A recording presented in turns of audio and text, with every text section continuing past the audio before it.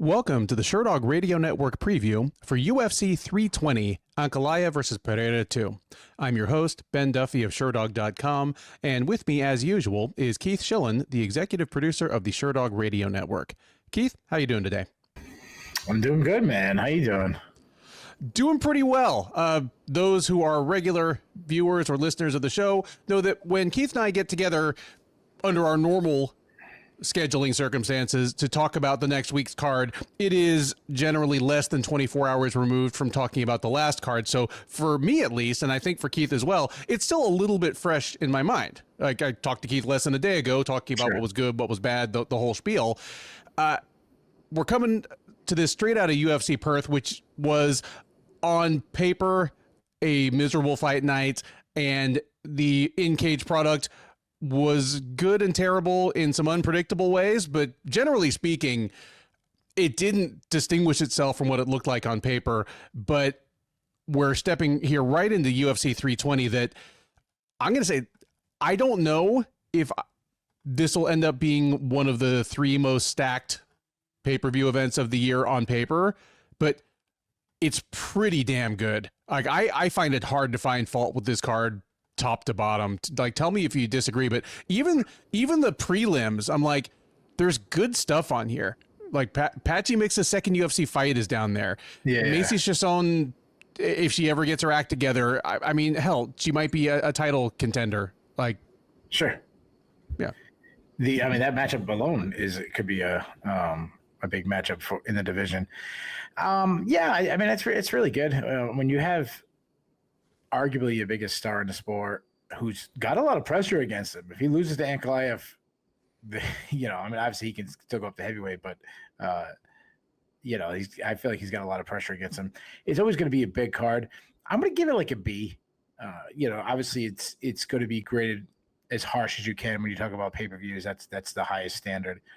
I feel like it's missing maybe like one more matchup, like one more top 10 fight. If you had Charles Oliveira versus Gamrot that's coming up in a couple weeks, you had that third from the top, then I'm giving this card today.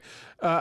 I'm a little higher on this one, I think, off the bat than you are. I'm looking at it as at worst an A- right now, but let's just, by the time we're done talking about these 14 fights, Keith will be ready to give it an A. Like, I've been doing this with him long enough that I know that he gets more hype for it as we go up the card. Yeah. But there's 14 fights, so not a lot of nonsense on this card. We're gonna have to get right into it. Obviously, the main attractions are the two fights at the top of the card. There's you mentioned Alex Pereira, arguably the biggest active star in MMA right now, trying to get his title back against Magomedov Ankalaev. The co-main event is Merab Dvalishvili, one of the most dominant fighters in the sport over the last couple of years, defending his title for the third time. Outside of those top two fights, what's your most looked forward to fight on the card? Which is the one that you want to make sure it doesn't fall apart next Friday like half of the Perth card did? All right, how about I go super deep? How about Santos versus you? Oh, I understand why you're going there. Like, that fight's awesome. It is, and if Ju Sang-yu can win a couple fights, he's not going to be on prelim cards for much longer. Like, you're not going to fight on the prelims with like Korean Zombie standing in your corner for very long. Right, so we'll see. I mean, the easy choice is obviously any Yuri Prochazka fights. He's the light heavyweight version of Justin Gaethje. Like, he's always must watch TV. That's just too easy of a pick. Yeah. I'm good with that, man. Any other general thoughts on this one before we jump into these prelims? No, let's get into it. All right. We take to the flyweight division at UFC 320 as Veronica Hardy faces off against Brogan Walker. Veronica Hardy, the 29-year-old Venezuelan, 9-5-1 overall, 4-5 in the UFC. That doesn't sound very good, but it's worth noting that after a miserable start to her UFC run, she took a couple of years off, came back in 2023, a much superior fighter, and is now 3-1 since then. She is coming off a loss. She fell by unanimous decision to Eduarda Mora at UFC 309 last November. That snapped a 3-fight losing streak for her. She's back in the cage here 11 months later, looking to get back on track against Brogan Walker, who was for most of her career Brogan Walker Sanchez, 36-year-old Guamanian, 7-4 overall, 0-2 in the UFC. That's the bad news. The further bad news is that the most recent of those losses was 2.5 years ago. She fell by unanimous decision to Yasmin Lucindo at UFC Fight Night Pavlovich versus Blades all the way back in April of 2023. Quite a few observers, myself included, figured she might have quietly retired, but she is back in the cage here trying to get at least one more win. She lost 4 of her last 5 in Invicta and the UFC. The theme of the night from the betting angle is that this is a wide open card, 14 fights. There are only 2 fights on the whole card, or 3 fights on the whole card where the favorite is less than a 2-1 favorite. This is not one of them. Hardy's minus 650, Walker plus 475.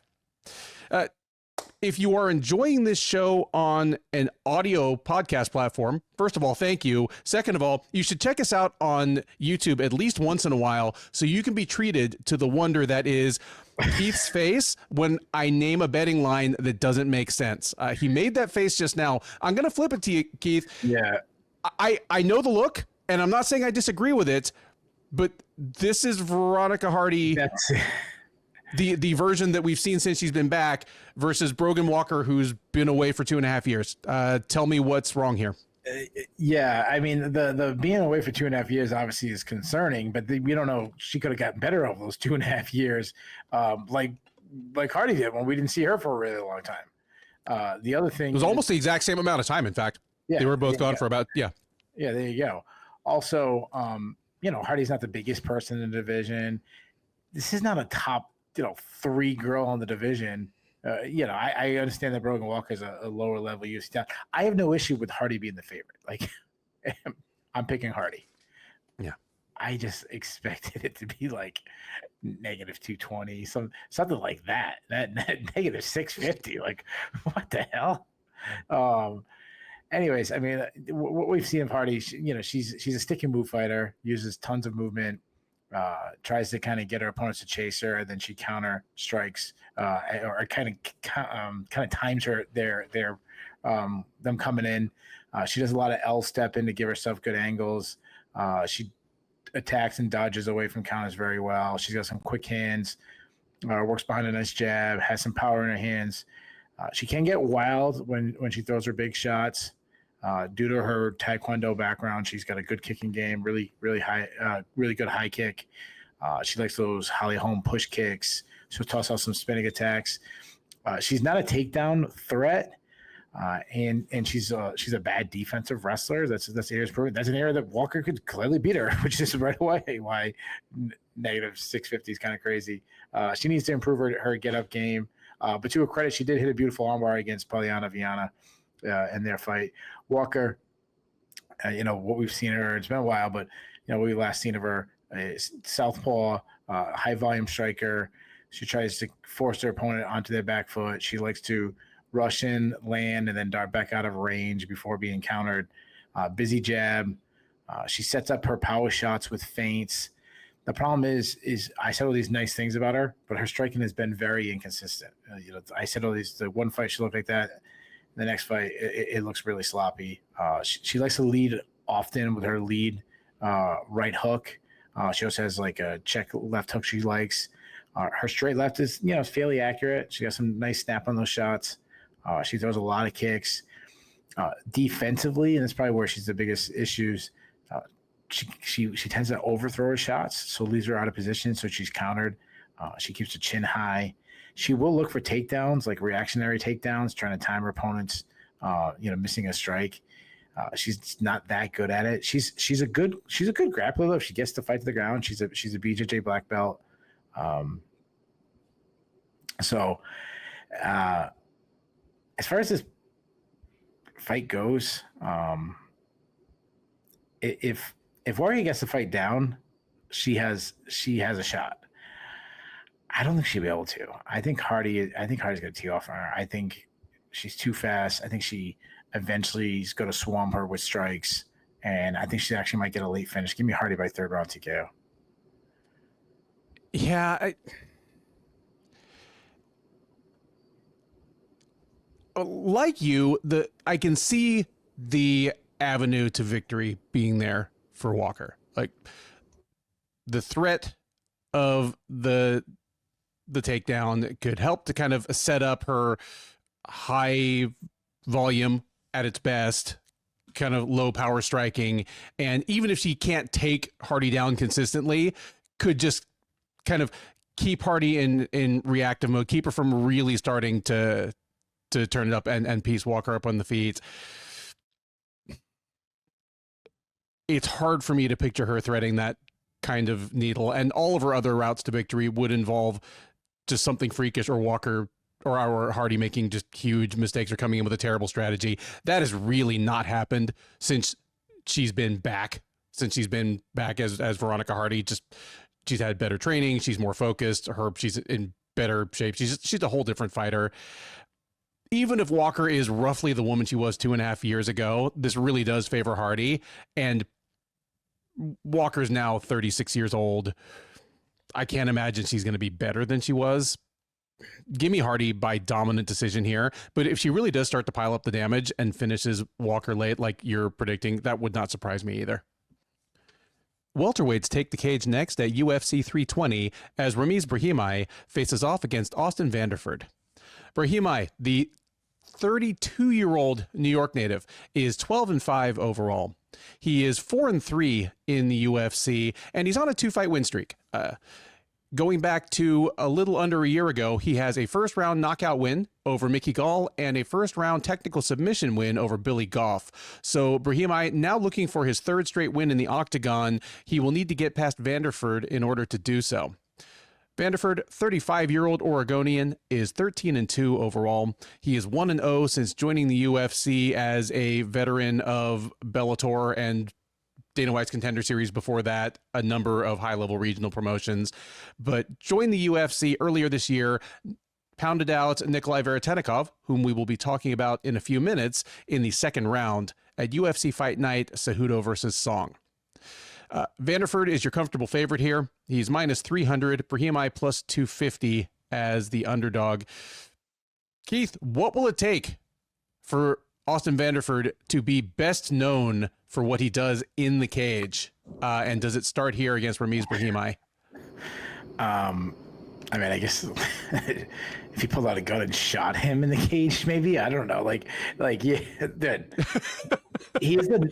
I have met him many times. You know, anybody who fought for Bellator, I met a lot, because Bellator's, you know, I mean, shit, during the COVID, is the only place they went was Mohegan Sun. But he's a good dude. He is such a good dude. But he gets it. Like, listen, he knows how much money she makes off OnlyFans and stuff, and you're fighting second on the prelims. So, I mean, I meant it as a semi-serious question. If he gets to be a top 10 fighter, do they start leading with that stuff instead of, man, maybe Mr. Van Zandt? Like, yeah, I don't know. He would have to fight for the title too. I mean, he was fighting for the title in Bellator, and still it was Paige Van Zandt's husband. But he's already 35, so I really don't like that. For a guy who's like, he wants to accomplish big things in the UFC. It's going to be a very small window to get it done. He is big for the weight class. I remember when you said welterweights, I had to remind myself, oh yeah, Vanderford's a welterweight. He's not a middleweight. That's where he had his all his success. Well, in the UFC, in Bellator, he was definitely a welterweight or middleweight. He's fighting Masasi, Edwards, yeah. On the feet, he's a pretty basic guy. He fights behind a high guard defense. One thing I do like that he does on the feet, he uses a lot of up and down feints, which I think is smart for someone who likes to wrestle and who will open up shots because of wrestling. He works behind a nice stiff jab. He follows that into the pocket where he brawls a little bit in the pocket. He has some pop in his hands. Some of his brawling is to kind of get his opponents to open up, so that'll allow some takedowns. He is a good wrestler. Good entries from the outside. Gets to fight to the ground. He's got some good top control. He had great ground and pound in his UFC debut. That was probably one of them. I mean, he's fought better guys in the past, but that was one of his, like, pillar to post, one of his best performances.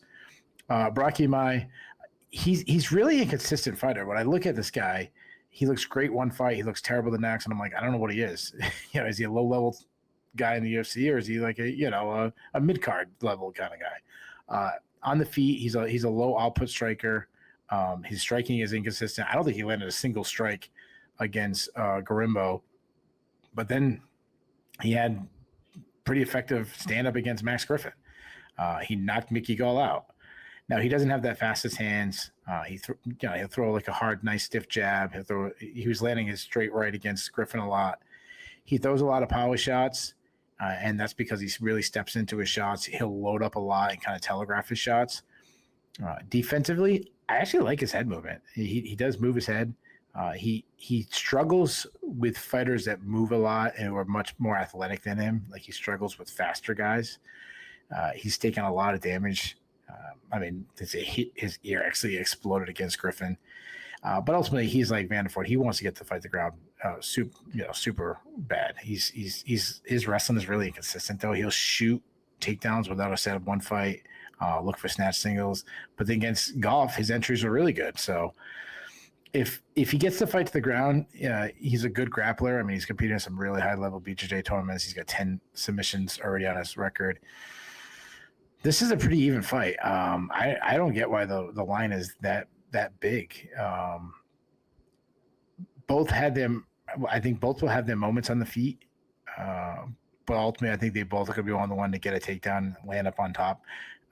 Ramiz is the one more likely to catch a submission and end the fight, while Vanderford is the one who's the better wrestler and should be the one to have an easier time getting a takedown. Or reversing a takedown if Ramiz shoots in and a scramble ensues. And I think that's what's going to happen. I think Vanderford's going to be. I bashed 2 lines in a row, but I'm not going to pick an upset. I think Vanderford's going to be on top for the majority of the 15 minutes. I think Vanderford moves to 2-0 in the UFC. Give me Vanderford by decision. Yeah, I sort of set us up for this by saying how lopsided most of the lines on this card are, but it's almost any upset you pick is a little bit of a flyer as wide as some of these are. Hardy over Walker at like -600, -650 is not the widest line on this card. It might not even be the second widest. I feel like you do about this one. I like Vanderford being in the UFC. I think he's a good fighter. I'm happy to see that he looks able to make 170 pounds. His UFC debut was at 175 because it was a short notice, but he made 175 without any apparent issue, fought just fine. So I'm guessing as kind of professional and dialed in as he seems to be, he's going to be fine. And I agree that he has a relatively short window of time in which to make a splash if he's going to, but for however long he's here, good addition to the division. Everything you said about Brahimaj is correct. The guy he mostly reminds me of in the UFC, definitely in terms of kind of the vibe of where he falls in the division, and even in some of the specifics of his approach, is my guy, Alex Morono. He's a little bit of an East Coast Alex Morono, where he's a very good grappler, who his wrestling can be inconsistent, his striking is a little overswingy sometimes, but effective, certainly against the lower level guys, but, has been a solid kind of outside the top 15 gatekeeper, like has Alex for a while. Like, he doesn't lose to any terrible guys, but guys that are further up the ladder, not only do they beat him, like Alex usually gets beat pretty bad by him. That's kind of how Brahimaj feels right now. He's 4-3 in the UFC, but it's pretty clear divide. He's beaten 4 pretty low level guys and he's lost to 3 decent ones. I think Vanderford is decent at the very least. And as you kind of laid out, even though both these guys are going to ultimately want it on the ground, the way it likely gets there is with Vanderford on top. And even if Brahimaj is a better and more diverse straight grappler, starting from the bottom in MMA is just a huge handicap, as I feel like we say in some context or another every single week. It's not that BJJ doesn't work. Obviously it does, but the 1994 days of just pulling guard and working your will on some guy that has no idea how to defend what you're doing are over. Yeah, it doesn't work. Unless it's heavyweight. I think Vanderford wins a comfortable, pretty entertaining decision here. I could see this being a pretty entertaining fight for one that maybe spends more than half its time on the ground, but Vanderford may be a super nice guy, but he is capable of marking a dude up with some ground and pound while he's on top as well. Give me Vanderford by decision. Again, fun fight, but I wouldn't be surprised if he won all 3 rounds. Next up on the UFC 320 undercard is a welterweight clash between Punahele Soriano and Nikolay Veretennikov. Soriano, the 32-year-old Hawaiian by way of Las Vegas, is 11-4 overall. He's 5-4 since joining the UFC out of season 3 of Dana White's Contender Series. He is 5-4 in the UFC. It is worth noting that he's 2-0 at welterweight. He decided to move down to welterweight last year after a up and down run at 185 pounds. He is perfect since then with a unanimous decision win over Miguel Baeza last June. And then this January at UFC Fight Night Dern versus Chibas, a 31-second knockout of Uroš Medic. He will look to make it 3 in a row and continue to vindicate his own decision to drop in weight against Veretennikov. 35-year-old Kazakhstani training out of Southern California is 13-6 overall. He is 1-2 since joining the UFC as a former Fury FC welterweight champ and as a veteran of season 5 of Dana White's Contender Series, where he actually lost. But since being signed to the UFC last summer, he has a split decision loss to Danny Barlow, a second-round TKO loss to Austin Vanderford, and in his most recent outing back in July, a split decision win over Francisco Prado. That was at UFC 318. Odds on this one, actually one of the closest fights on the card. Soriano is only a -225 favorite. Veretennikov plus 185 coming back. For what it's worth, I think this line is about right. I think I said this probably ahead of his last 2 fights in the UFC. Veretennikov is a guy that I thought would be in the UFC sooner and would be better in the UFC than at least he's looked thus far. And it's a little bit of a similar situation to Magomedov that we'll be talking about on the main card, where it's a guy who seemed to be doing really well outside of the UFC and has gotten there later and then not quite been as advertised since then. And I'm stuck wondering, okay, was he never as good as I thought? Did the couple extra years make a difference? Like they both had a little shelf time, especially Abus, and then just didn't seem to be quite the same dude when they got to the UFC. But whatever the case, he really does look like the same fighter I thought he was. He had the same basic skill set, just he's not quite as good at any of it as I thought he would be. He's a very Kazakhstani type fighter, kind of an interesting mix of some rugged wrestling and some kickboxing that will involve some occasional, like, just low percentage weird stuff. On the regional level, he was a mauler at 170, just really, really bullied people in the clinch and in close quarters, even when he wasn't trying necessarily to take them down, and then would unload, like, spinning elbows and stuff on him in space.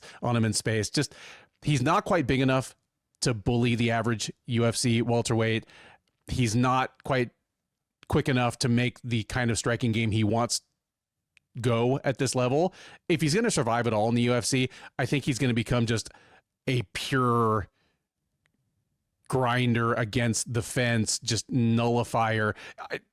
If he sticks around the UFC at all, it's going to look like John Fitch's last 5 fights, where it's just pure old man intelligence and grit kind of carrying him along.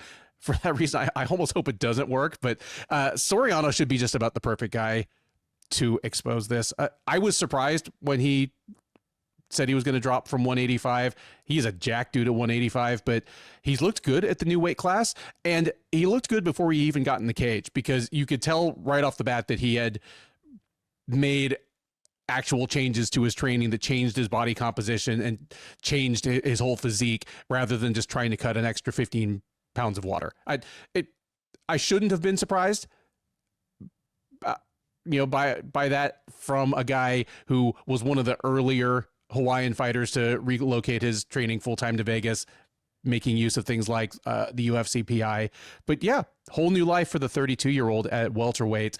And here, I think the combination of just power punching, power low kicks, and even if he doesn't try to offensively wrestle Veretennikov, just his wrestling in reverse, his wrestling by kind of just refusing to let the guy get into close quarters on him if he doesn't want him to, is just going to be too much. I think Veretennikov is going to get knocked out here, probably just running in on Soriano, either trying to get in to the clinch or get in on the hips of a guy who's a little taller and rangier than him, or trying something low percentage on offense, just like throwing a naked kick or something, spinning and just getting countered and clocked for his trouble. I'll take Soriano by second round knockout here.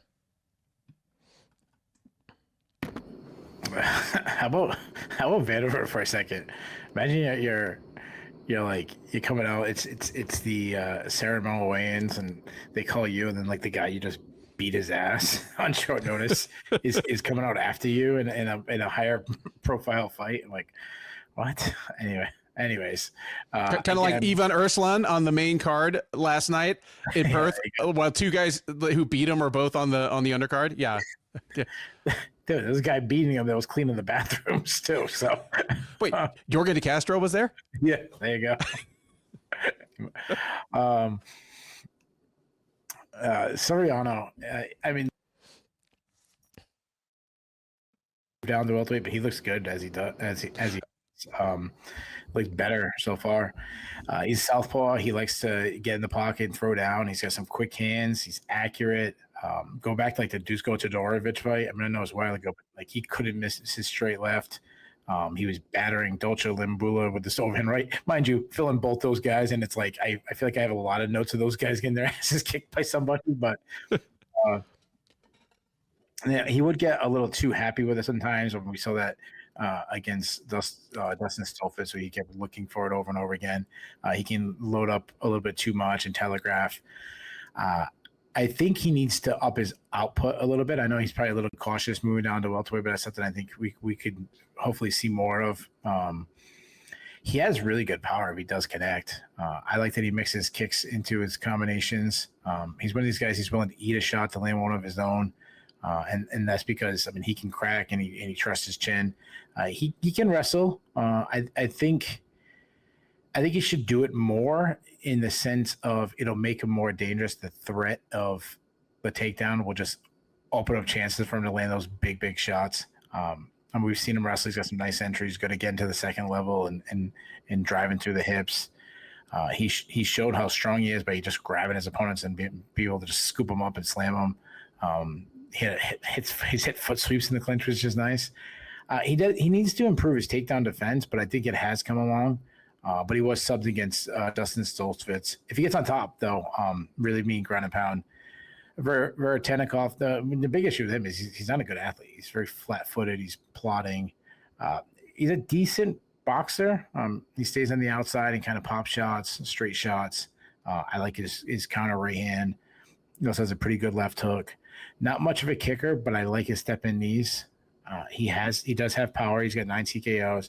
He's a decent offensive wrestler, something he'll go to, but he's a bad defensive wrestler. He also struggles to get off the bottom, and he's not a submission threat at all. So I think both guys are power punchers. However, Soriano has an easy route to victory if he wants to wrestle.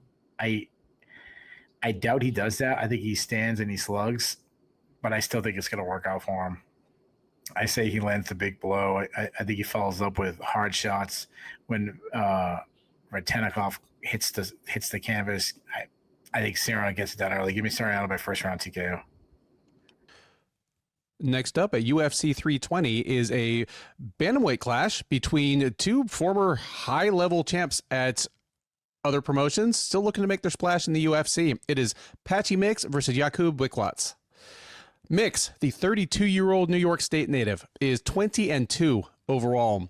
He is 0-1 since joining the UFC as the former Bellator bantamweight champ, and then for about a year, PFL roster member, even if he only actually fought on still Bellator named cards. Nonetheless, he made his UFC debut at UFC 316 back in June. One of the more highly anticipated free agent acquisitions of the last couple of years, and disappointed in a decision loss to Mario Bautista. So plenty was said after that. We'll see what plays out here as he looks for redemption against Wiklacz. 29-year-old from Poland is 16-3-2 overall.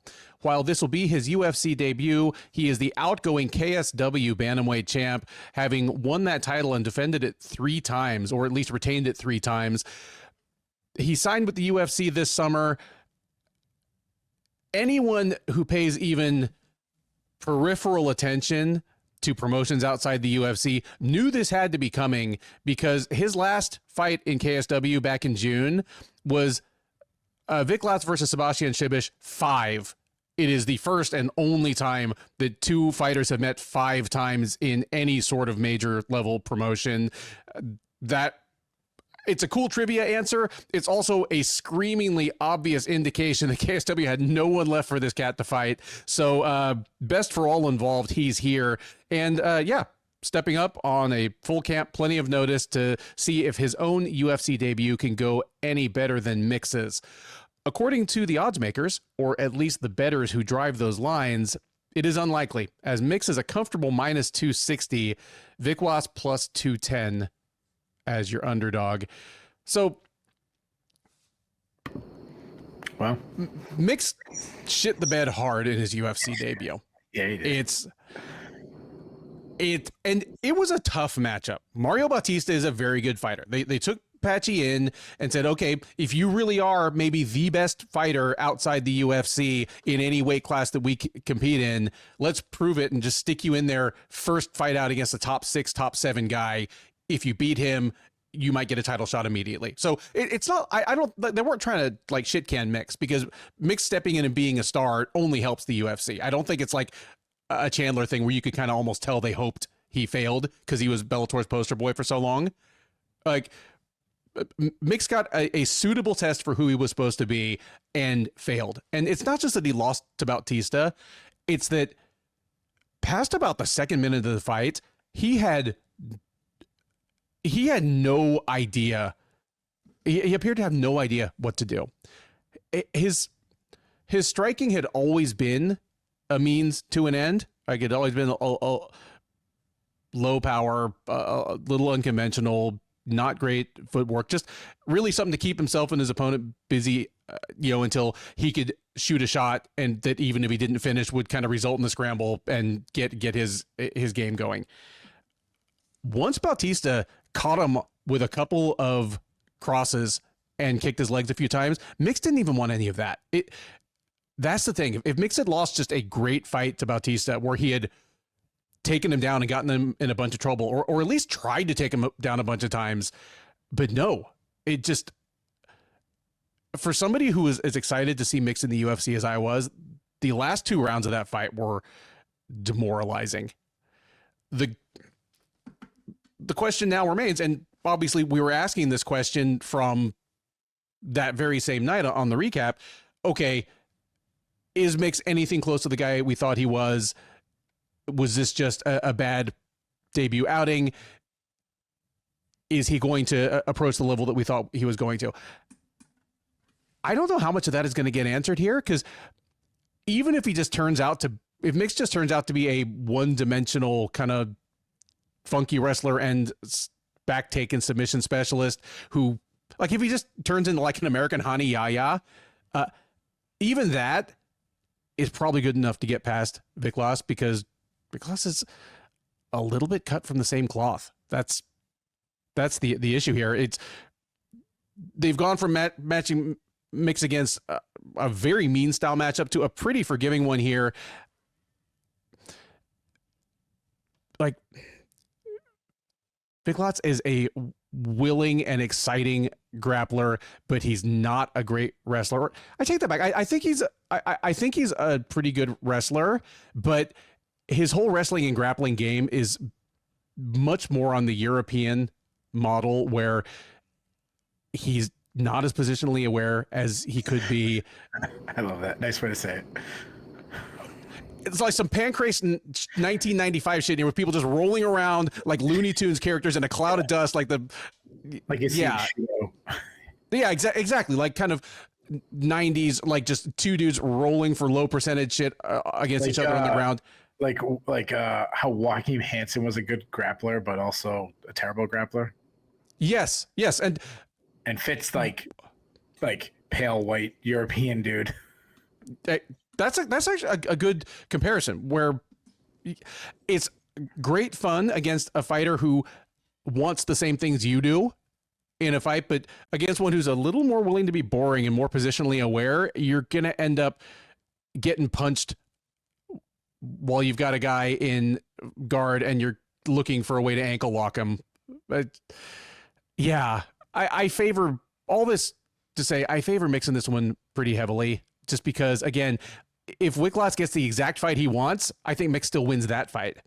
If Wiklacz wants to do the Looney Tunes cartoons, cloud of dust rolling around on the ground, Mix is going to take his back and choke him, and he might do it quickly. It's what I'm taking here.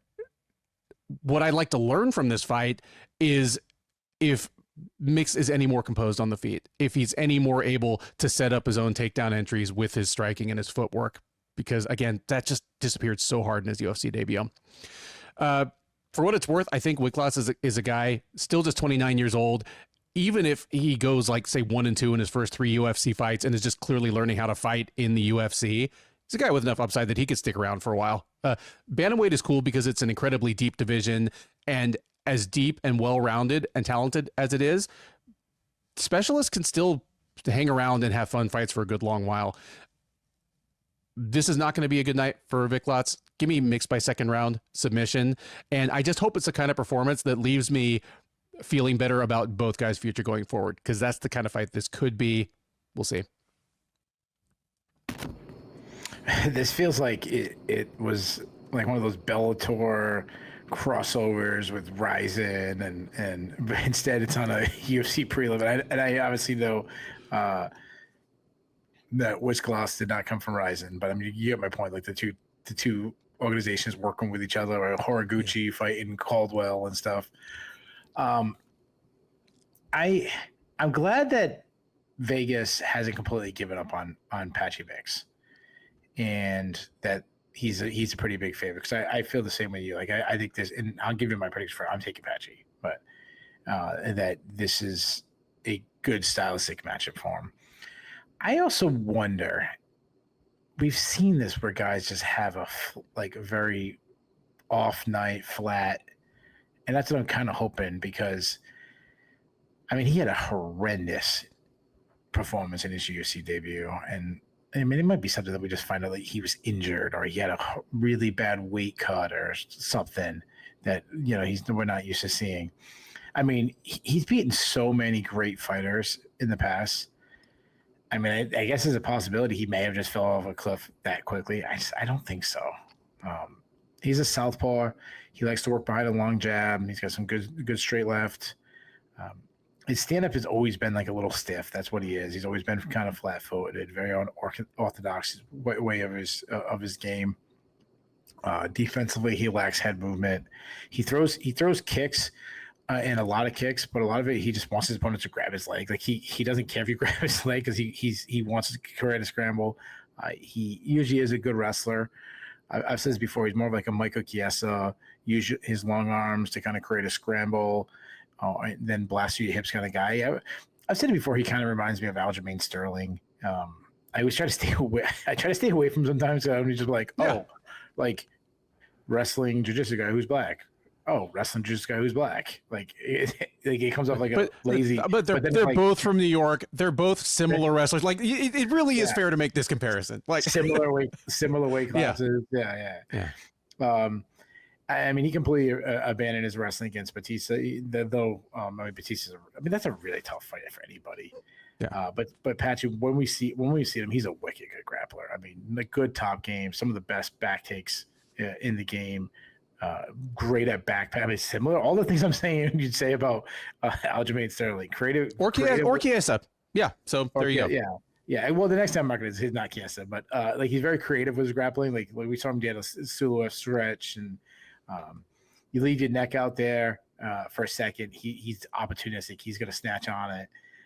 Great guillotine. We've seen that before.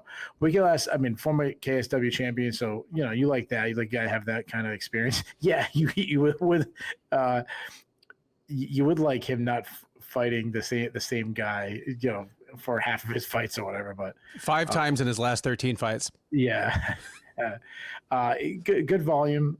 He pressures his opponents well on the feet, throws nice straight shots. He throws hard. But he will overthrow his shots sometimes, which leaves him in bad compromised positions.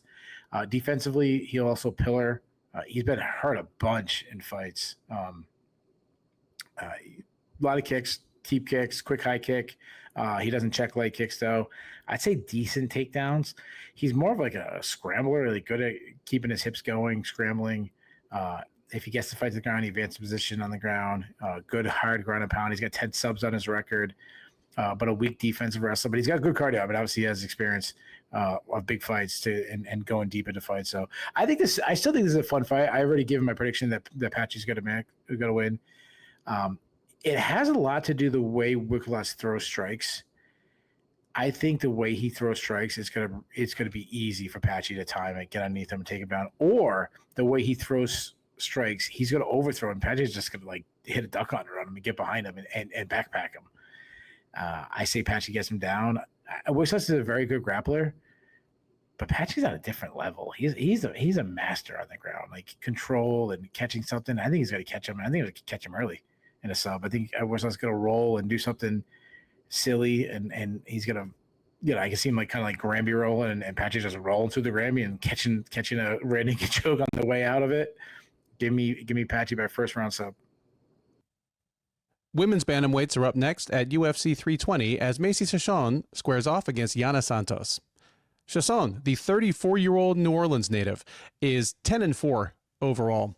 She is 8-4 since joining the UFC out of season 28 of The Ultimate Fighter.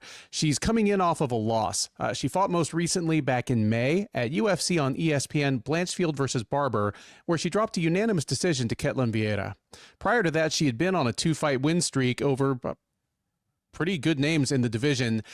She'll look to get back in the win column here against Santos. Santos, 35-year-old Russian by way of Florida, who was born Yana Kunitskaya, 16-8 with 1 no contest overall, 6-5 since joining the UFC as the outgoing Invicta bantamweight champ. She is on a 2-fight win streak, comprising all of her cage appearances since the beginning of last year.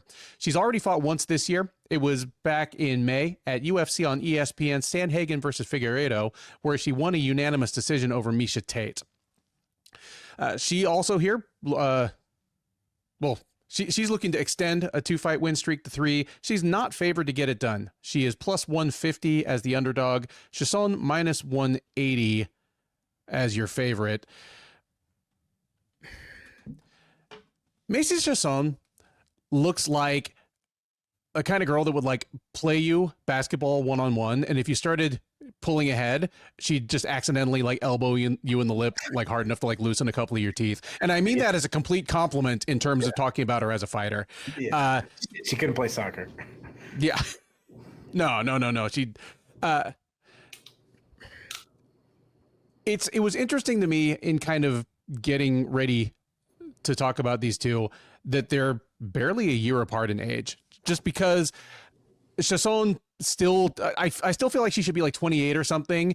And I feel like Santos, because she's been fighting at a high level for so long, I'm always like, oh, she's got to be pushing 40, especially now, she and Thiago Santos have kids and everything, and she seemed to be phasing things out. But no, they're like 15 months apart in age or something.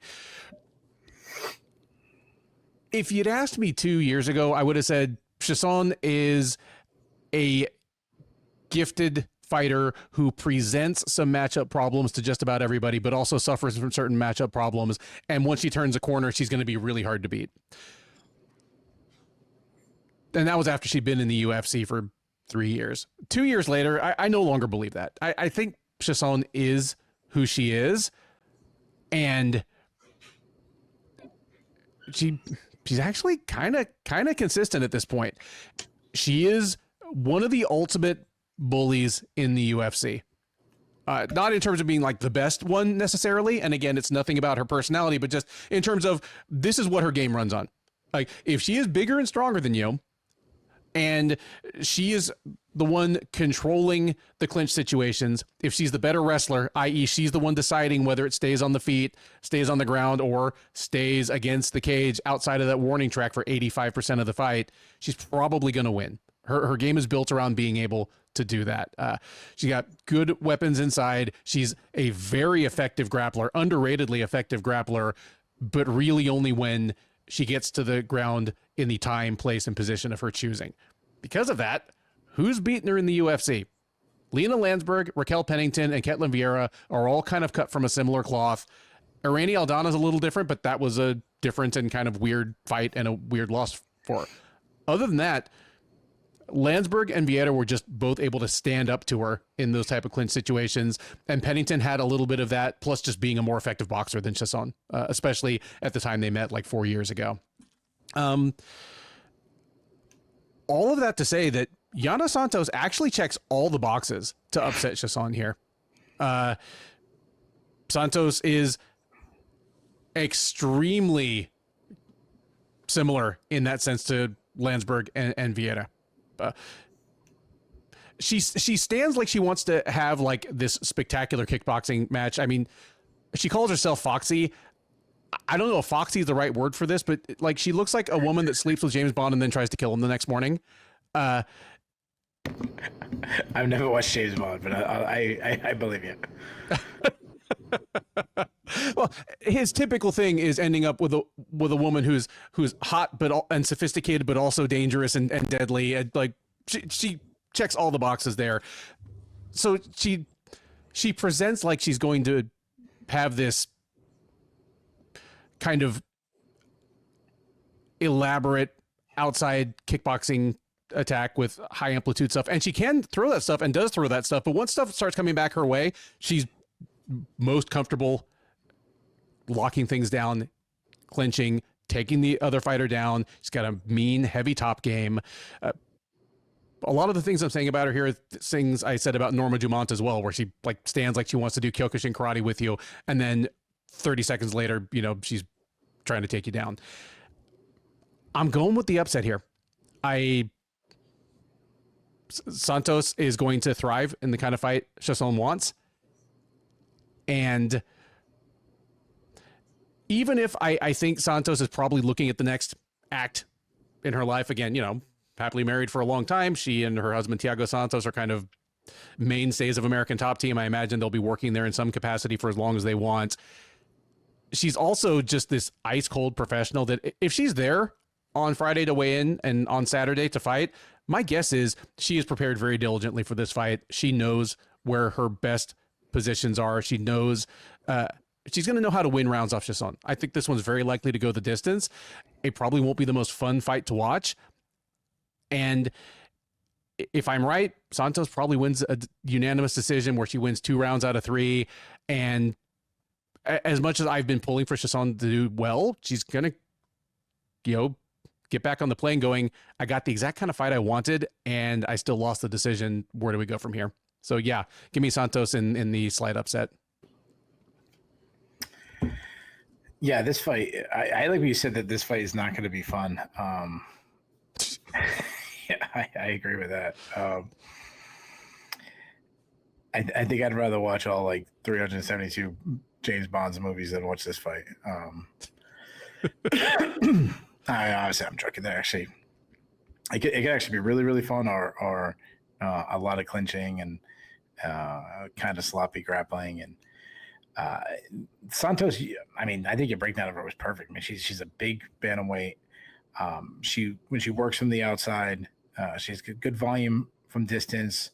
She uses good footwork to kind of keep her distance. I see she's pretty elusive. She likes to pot shot from the outside with long range strikes. She wants to be the one moving forward. She hates being pressured back. I always go back to like the Aspen Lad fight, even like Mary Renault, both fighters that are, I don't think as skilled as her, but was able to have success just by backing her up. She looked fast against, really fast against Chelsea Chandler. But I think that has more to do with Chelsea than it does with Yana. She has a lot of variety in her striking. When she goes inside, she'll start looking for elbows inside. She'll throw out the occasional spinning back fist. Pretty good kicking game. But it's like all the way out or all the way in with her. She doesn't mind closing distance, getting the clinch, grinding. I always say this, that's an impressive feat is like she out-muscled Holly Holm in the clinch, which very few people could do. Or I don't know if she like beat her in the clinch, but she had a lot of success against Holly Holm. And that's the position Holly Holm is great at. She does do good work with knees to the body and to the legs. Not much of an offensive wrestler, but if she ends up on top, she's a pretty good grappler. I like her top control. She has never really been the best defensive wrestler, but against Miesha Tate, she's so fairly competent takedown defense. I mean, I think some of that has to do with Miesha Tate being absolutely washed, but she goes for like wizards when she's trying to get taken down, which I like. If taken down, she does struggle to get back up. I mean, Holly Holm, when she got it down, kept it down for a long time. Aspen Ladd kept it down for long portions, but those are two really good grapplers. Chiasson, very similar, as you said, big for the weight class, long and lanky. She wants to be all the way in, all the way out. She doesn't want to be pressured. She isn't very technical on the feet, but she uses her movement well. She does have some power, as you said. I mean, she's a big framed woman. She needs to improve her head movement. She loves grabbing the clinch, getting that like Tim Means long inside game. Where she's clinching, she's dirty boxing, she's using knees and elbows inside. She also likes to use her size, and one thing I think she does well is kind of like just drape over or smaller foe, having them carry their weight. That's something that she lost to Aldana, but that's like one of the areas where she has success against Aldana. She likes to wrestle. I'm not really sure about her wrestling. I mean, she took Norma Dumont down 6 times. She got a takedown against Pennington, which is impressive. She took down Aldana. She took down Kianzad. But this time she'll shoot without a setup. If she gets on top, I like her ground and pound. She's a submission threat. Though you already mentioned she's one of the ones she'll kind of rush submission attempts instead of controlling. No, actually, you said that. I'm sorry, you said that about a Wislak. I'm mixing up, but similar style a little bit. She's a pretty weak defensive wrestler. She has showed improvements, over the years, in defensive wrestling. But she struggles to get back to her feet. I'm torn. I think the line is off. I agree with you. I think both fighters are very similar. I've kind of flip-flopped. I think Santos has the advantage in the distance striking, and I don't trust Chiasson's ability to win close fights. I feel like she finds ways to lose. I'm with you, man. I'm going with you. We got a consensus upset pick. I'm going with Santos. Give me Santos by split decision. Featherweights take the cage next at UFC 320 as Daniel Santos squares off against Ju Sung Yu.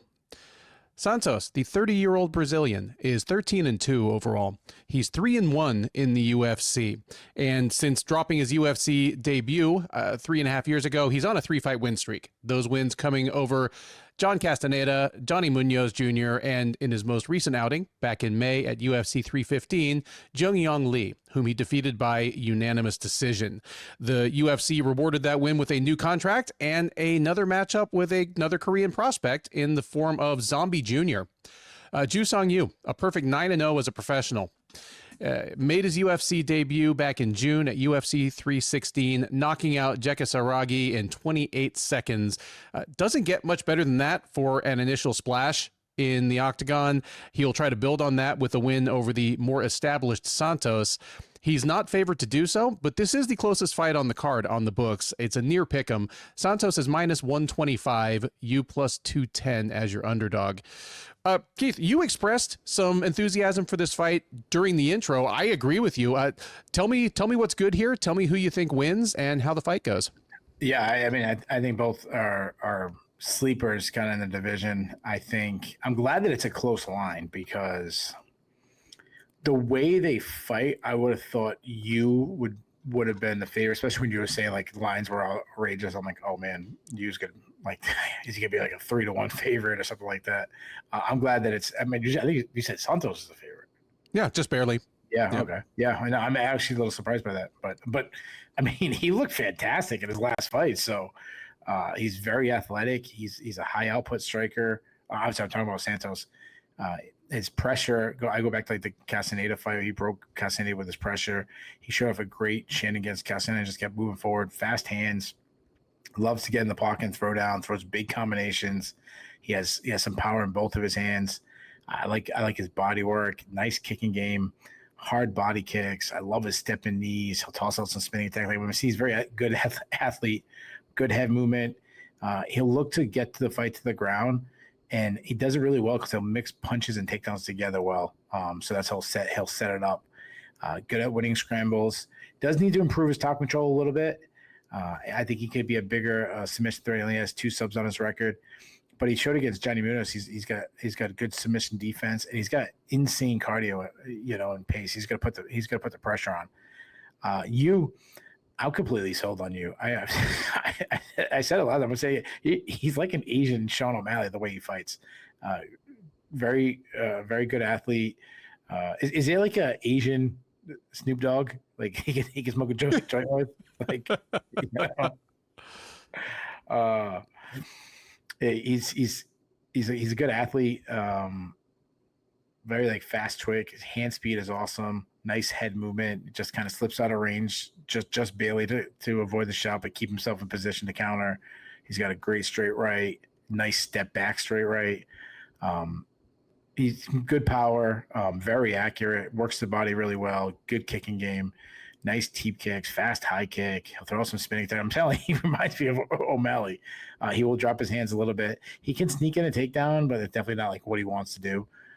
But when he does, he moves to a better position. He still needs to improve his top control. He's very aggressive with his ground and pound. If taken down, he's hard to hold down. I also see him throw these Travis Brown elbows when pinned against the fence or when his opponent grabs a single. I think this fight is awesome. Like I said, might be the best prelim fight. I'm super high on both these guys. I think they're both going to have their moments. I think Santos has the advantage in the volume and the takedowns, while Yu has a better technique and the better power. I say we get a back and forth affair. I'm going to say the power of Yu gives him the edge, so I'm going to go back to back upset picks. Give me Yu by decision, just based on him landing the harder strikes. I like the pick there, and honestly, I've been going back and forth on this one. It's interesting. Like Yu's last couple of fights where he just blistered people quick. It's interesting to look back at his earlier fights because he's almost the opposite of your average hot prospect, where they're blowing out everybody in 60 seconds on the regional scene. It's hard to see any tape on them, and then they hit the UFC and you have to find out real quick what they look like when they're fighting someone that they can't just blow out of the water. But he's the opposite. He used to go deep into fights. Like there are numerous fights online where he had to fight 3 full rounds. And what I'll say is this, I don't think his ground game is just something waiting to be exposed by the first decent wrestler he runs into in the UFC. But at least based on what he looked like, say, in like Brave CF a couple of years ago, he greatly prefers to be on the feet, and he's most comfortable on the ground if he's the one putting it there. So if Santos takes you down and he looks clueless, and obviously if he gets tapped or pounded out, or if just Santos takes him down and the next 3 minutes it's Santos in the driver's seat, we'll know something about you as a prospect, regardless of where he ends up eventually. But I'm going to go with the guess that the rest of his game has been developing along with, his striking and just kind of his cage generalship, because he's been he's been a steadily improving fighter for the last couple of years. And in terms of his basic skill sets and his physical gifts, you said it all, Keith. On paper, he looks like a rare prospect, just in terms of what he's capable of doing at his best. This is a very suitable test for both guys. I'm going to go with you in the slight upset here as well. And for all we know, this might be a pick'em by fight time. It may even flip the other way. But give me you to pull out a decision over Santos, and that's going to be predicated on it probably staying on the feet, where I do think, as you mentioned, use power and speed, give him a little bit of an edge. The more time this fight spends on the ground, the more nervous I'd feel about his chances, just Santos being so good down there. Men's bantamweights take the cage on the UFC 320 undercard as Chris Gutierrez tries to hand Farid Basharat his first career loss. Gutierrez, the 34-year-old Texan, is 22-6-2 overall. He's 10-3-1 in the UFC. He is on a 2-fight win streak going back a little over a year. He's already fought once this year, won a split decision over John Castaneda at UFC on ESPN, Gary versus Prates back in April. He'll look to make it 3 in a row, reassert himself as a fringe contender in the bantamweight division. In order to do so, he's going to have to get past one of the hottest prospects in the entire UFC in the form of Basharat. The 28-year-old Afghani-born Englishman, or Englishman of Afghani descent, a perfect 13-0 as a professional, a perfect 4-0 since joining the UFC out of season 6 of Dana White's Contender Series. He has yet to fight this year. In fact, it's just a little under a year since his last cage appearance. That was back the UFC 308 last October, where he won a unanimous decision over Victor Hugo. So he will look to make it 5 in a row to start his UFC run, very possibly insert himself into the top 10 rankings in the outskirts of the title conversation if he can get it done. He is comfortably favored to do so. Basharat, a big minus 450 favorite. Gutierrez plus 350 as your underdog. Keith, I'm not going to phrase this question like too broadly because I already know that you think of Farid Basharat as the real deal, but have you been disappointed, happy, about as expected with his UFC run so far? And how do you think this fight looks on Saturday? I feel like he's kind of gotten a slow roll up the rankings, but it's good for him. Like, I think that's good. Like, there's no reason to rush him. I mean, obviously the division's super deep anyways. I think there's an appropriate test for him at this point. I mean, Gutierrez he's been around for a long time in the UFC. He's been one of the, borderline ranked level kind of guy. He's Gutierrez. He's a good striker. I'm not too sure about his output. One fight he has great output. Next he refused to step on the gas. He can cruise way too much and kind of give away close rounds. The good about him, he's a very technical fighter on the feet. He uses movement well to get his opponents to gas and chase him and be out of position. Because of that, he can also get backed up and trapped. We saw that when he fought Pedro Muniz. When he lets his hands go, he's just touching, waiting for this opening. He's never been this big one-punch fight-ending striker. He's more of a cumulative fighter, which is an issue if he doesn't let his hands go. But he uses feints to draw attacks really well. He's got a good jab, does target the body.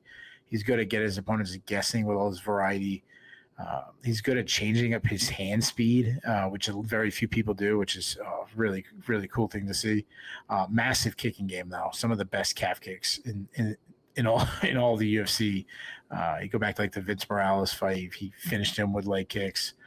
He actually checks leg kicks himself, which is good. Destroyed Frankie Edgar with a nice stepping knee. He almost never looks for takedowns, and he's a weak defensive wrestler. I always go back to the Cody Durden fight where Durden was able to take him down and keep him down for a really long time, as he has a terrible get-up game. He struggled on the bottom against Song Yadong. He plays a little too BJJ off his back instead of trying to get back up. Flip over to Basharat. I mean, this dude's good. I think he's really good. I think he's a great athlete. Nice footwork, elusive. He's well-rounded. He's also a technical striker, very relaxed and calculated. But unlike Basharat, he's got nice volume. He uses feints to set up his shots well. He's accurate. He doubles up the jab, which I like. He batters the body. He's got some hard calf kicks, especially from the southpaw stance. A big issue offensively is that he is similar to Gutierrez. He lacks one punch power, and that's because he doesn't sit on his punches. He needs to clean up his defense. He stands a little too tall, making himself a pretty big target. He's a great wrestler, though. I love his wrestling. Great timing on his reactionary double. Gets inside, and he's looking for snatch singles. Doesn't care if you stop his takedown because he has a mindset to just keep going. He gets on top, smothering top game, hard ground and pound. He's also a bit of a submission artist. So as far as prediction goes, on the feet, I think it could be pretty interesting. But Basharat has such a big advantage on the ground. I couldn't imagine him not just going right to the ground. I say he takes Gutierrez down, keeps him down in the canvas the majority of the fight, beats him up. I was thinking about trying to find a late submission or something like that, but Gutierrez is pretty sound defensively, so I'll see Basharat just wins by decision. Yeah, you cut right to the heart of it at the end there. This should be a fun one on the feet.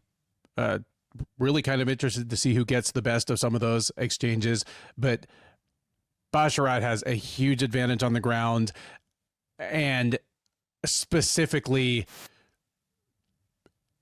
he doesn't mess around on the ground. Like, it just, not only is he like powerful and well trained and skilled, but just kind of purposeful on the ground. Like, that against a guy in Gutierrez who has skills but feels aimless sometimes. Like, will be trying for a low percentage sweep when he should be trying to get up, will be trying to strike from the bottom when he should be, trying to shrimp. Just has the skills, but kind of the game plan isn't nearly as composed when he's down there. That seems like bad news. I think Basharat dominates on the ground, and I'm going to say he actually does get the finish on the ground. Basharat is capable of throwing good ground and pound, but for him, it really seems to be like smack him around a few times until like their guard opens up or they turn their back, and then I'm going to pass. I'm going to take their back. I'm going to choke him out. That's what I think is going to happen here. Give me Basharat by second round sub. We head now to the middleweight division and a clash between Edmen Shahbazyan and Andre Muniz. Shahbazyan, the 27-year-old Californian, is 15-5 overall. He's 8-5 since joining the UFC as the 20-year-old protege of former champ Ronda Rousey out of season 2 of Dana White's Contender Series.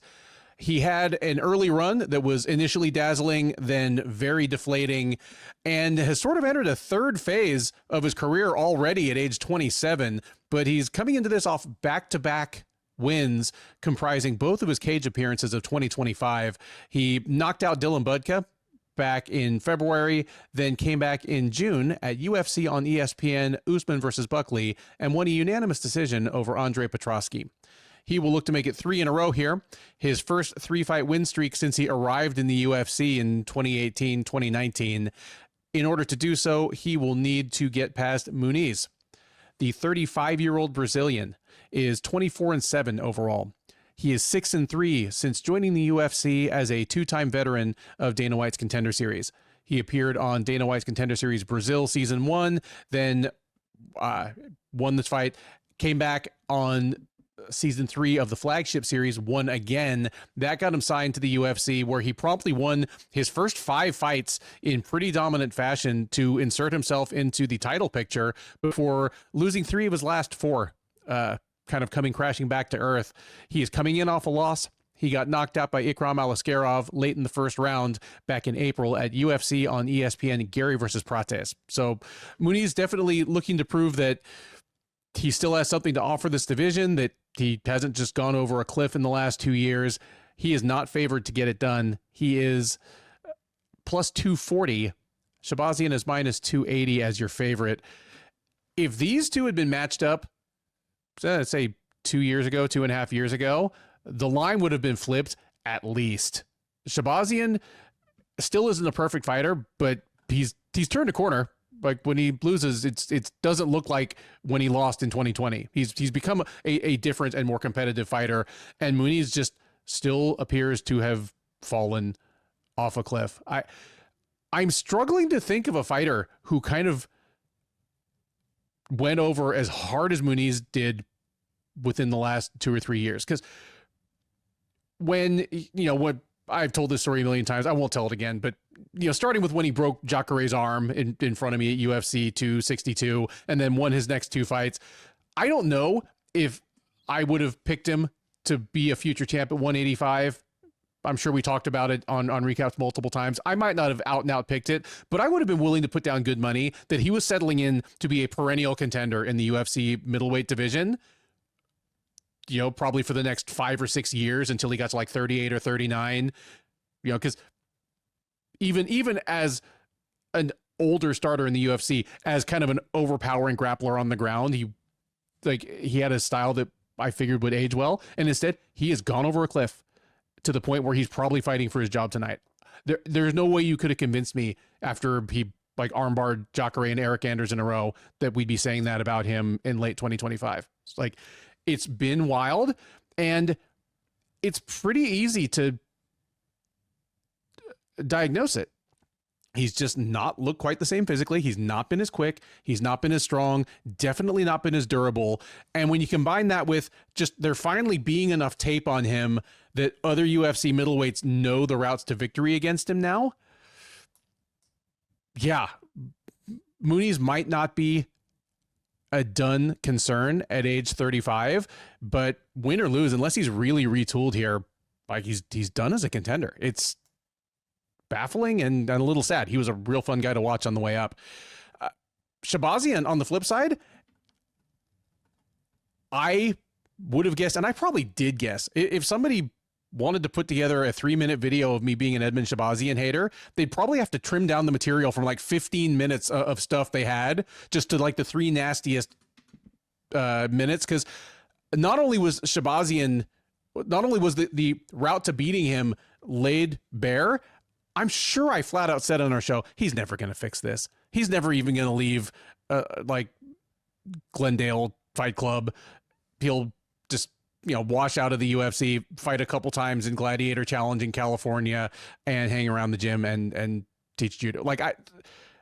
For him to have realized why he was losing fights and then take serious steps towards fixing it, leaving behind the Ronda Rousey connection at that gym, going to Extreme Couture, just kind of getting yelled at and his ass kicked by strangers.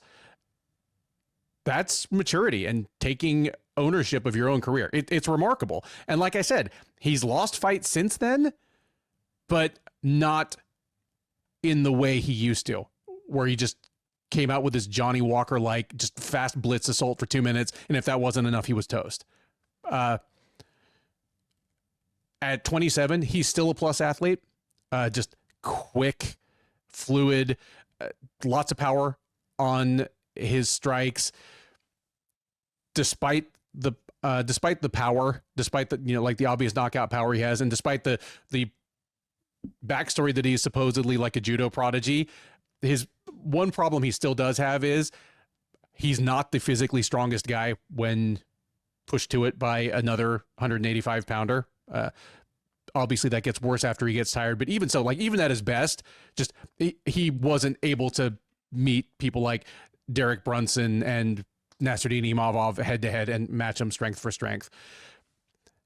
That does provide one possible route to victory for Muniz here, because Muniz has slowed down a ton. And like I say, as his speed and durability have gone, the flaws that were already there in his striking have just been laid even more bare. He's like so hittable. Like as his hands have slowed, like his feet have slowed, his lack of head movement costs him. But Muniz still is strong as an ox and deceptively good at just finding tricky ways to get people on the ground. So there's a route to victory for Muniz. If he can get in on Shahbazyan, get his hands on him, find a way to drag him down, take his back, choke him, armbar him. But otherwise, Muniz is kind of tailor-made for Shahbazyan to do something spectacular too. Shahbazyan, you can still Tell likes getting the first round knockout. Muniz is there for it. I think this is about as simple as that. I think Shahbazyan just blisters Muniz with like a 5-punch combo or knocks him down with a head kick and finishes him off on the ground. And I think it happens pretty quick. Give me Shahbazyan by first round knockout. But if that knockout doesn't come in the first 3 minutes, this fight gets closer and closer as we go along. Like Shahbazyan is no longer maybe the worst front runner and let's say it, quitter in the UFC like he seemed to be for a minute there, but still he doesn't thrive when dragged into deep waters. But I'm not comfortable taking Muniz in the upset if this goes past the 3-minute mark, as Muniz is not durable anymore either. So Shahbazyan by first round knockout, but I still like Shahbazyan even if he doesn't get it.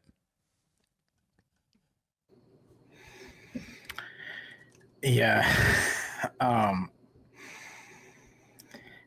You asked me earlier, like, what prelim am I most excited about? And I said Santos versus you. If you ask me what prelim, like, all right, whatever.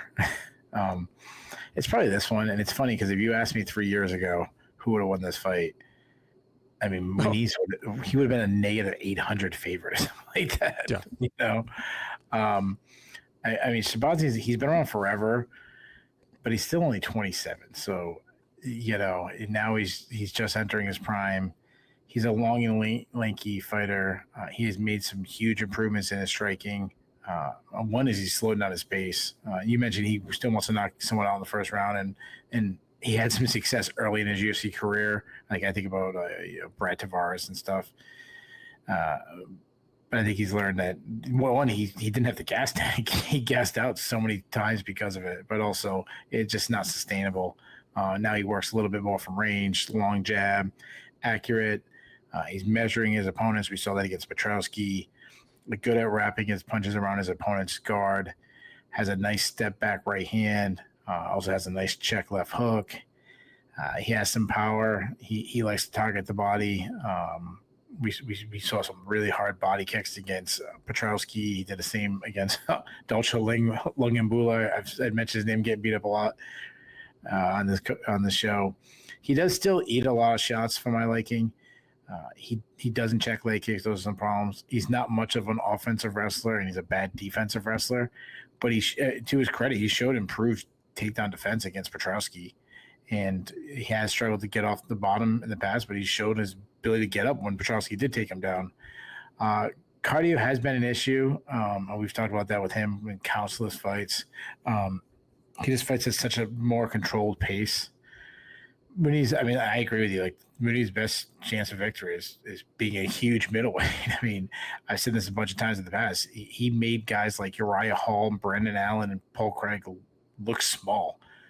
All three of them are huge middleweights. So he's still a pretty decent athlete. I agree with what you said that his speed is greatly withdrawn.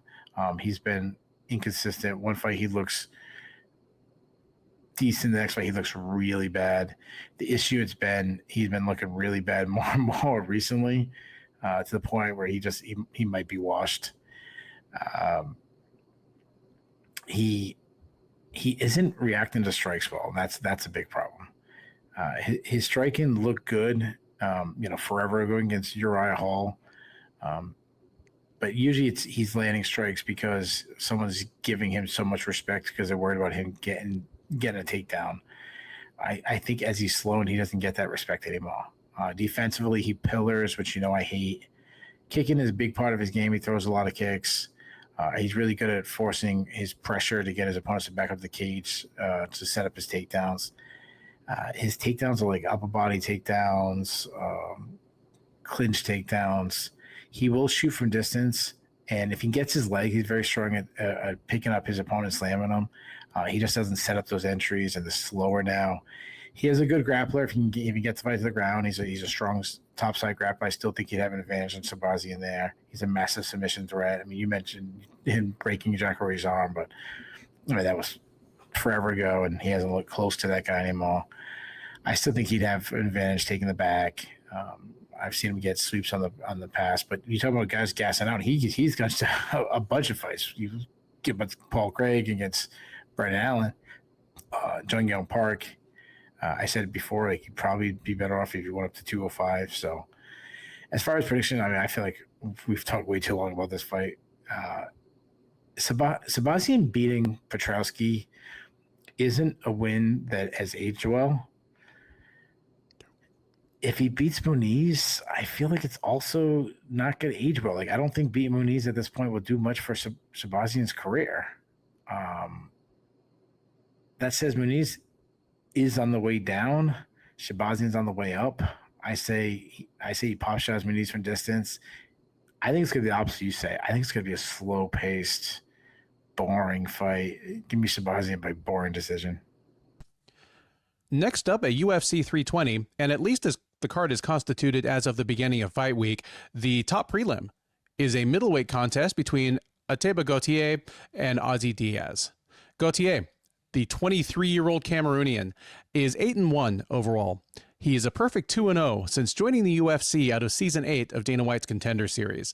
He won on the Contender Series just a little over a year ago and picked up 2 wins in the UFC thus far in less than a round of total cage time. Knocked out Jose Medina back in March in the first round, then came back and knocked out Robert Valentin at UFC 318 in July. He'll look to make it 3 in a row here. He is favored to do so. He is minus 1,000, Diaz plus 650. That is the widest line on this card, thank goodness. I mean, it is a guy who, I don't know if he's a future champ. I don't know if he's a future contender, but he's 23 years old and has rare offensive gifts. At the very least, I'm pretty comfortable he's going to stick around the UFC for a minute against a guy who really has not proven he belongs at all. He lost on the Contender Series badly.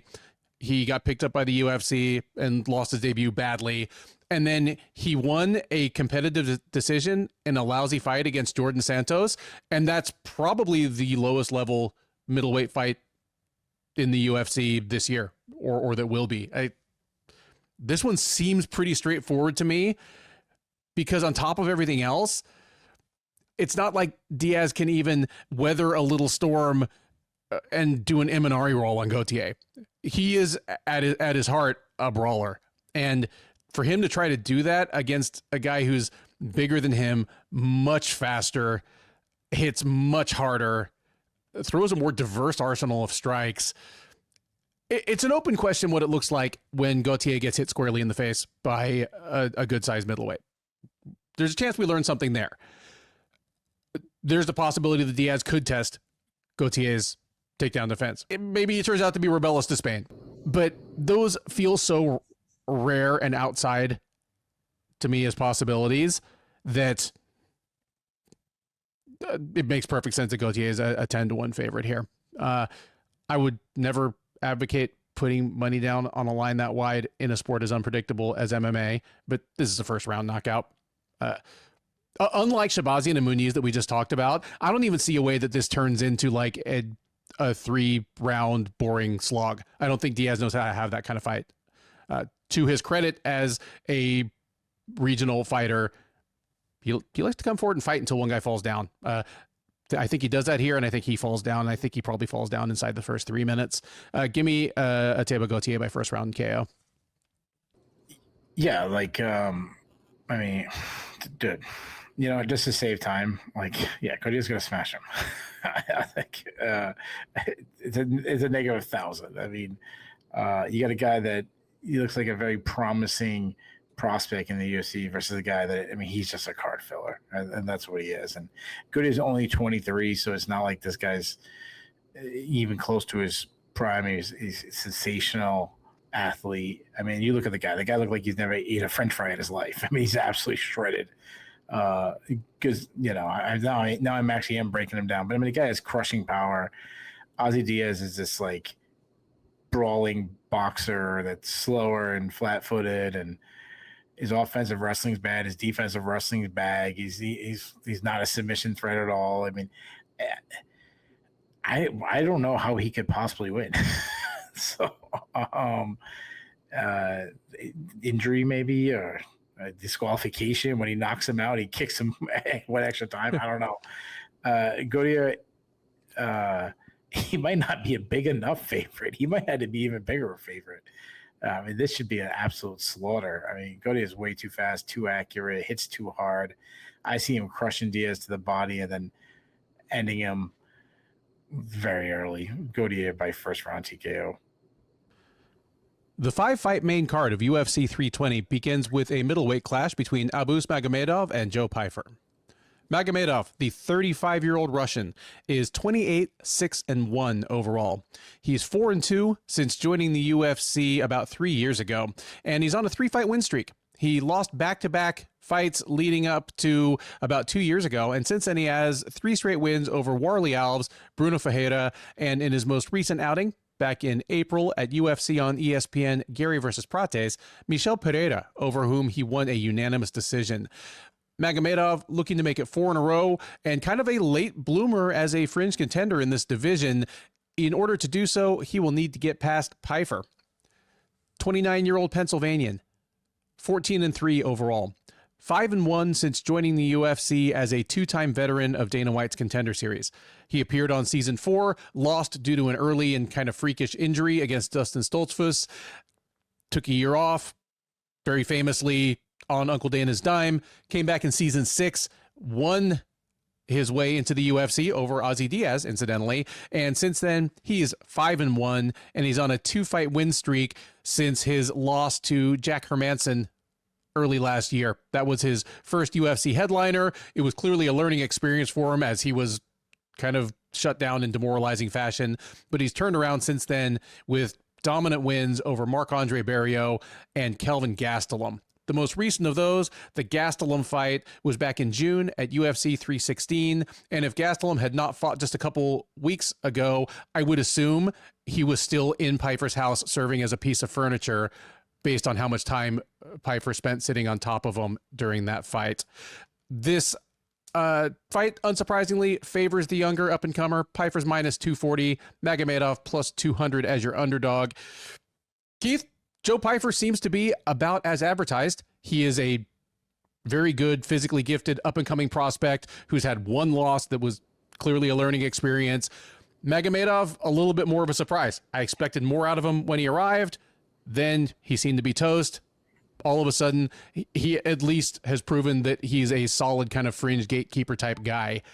Magomedov has the component skills to frustrate Pyfer and at least turn this into a fight where it goes all 3 rounds and you're kind of sitting on the edge of your seat to make sure the judges get it right. I think your best possible scenario for Magomedov is he's able to turn this into that kind of fight, because on the face of it, he's a physically big and strong enough guy that I don't think he's going to be an absolute pushover for Pyfer's takedown game if Pyfer wants that. Like, Pyfer's takedowns tend to come from 2 basic types, just your traditional ex-wrestler shot from outside, or he's pretty good at just using his physical strength and getting almost Greco style, just, upper body locks without even a trip and just hauling people over.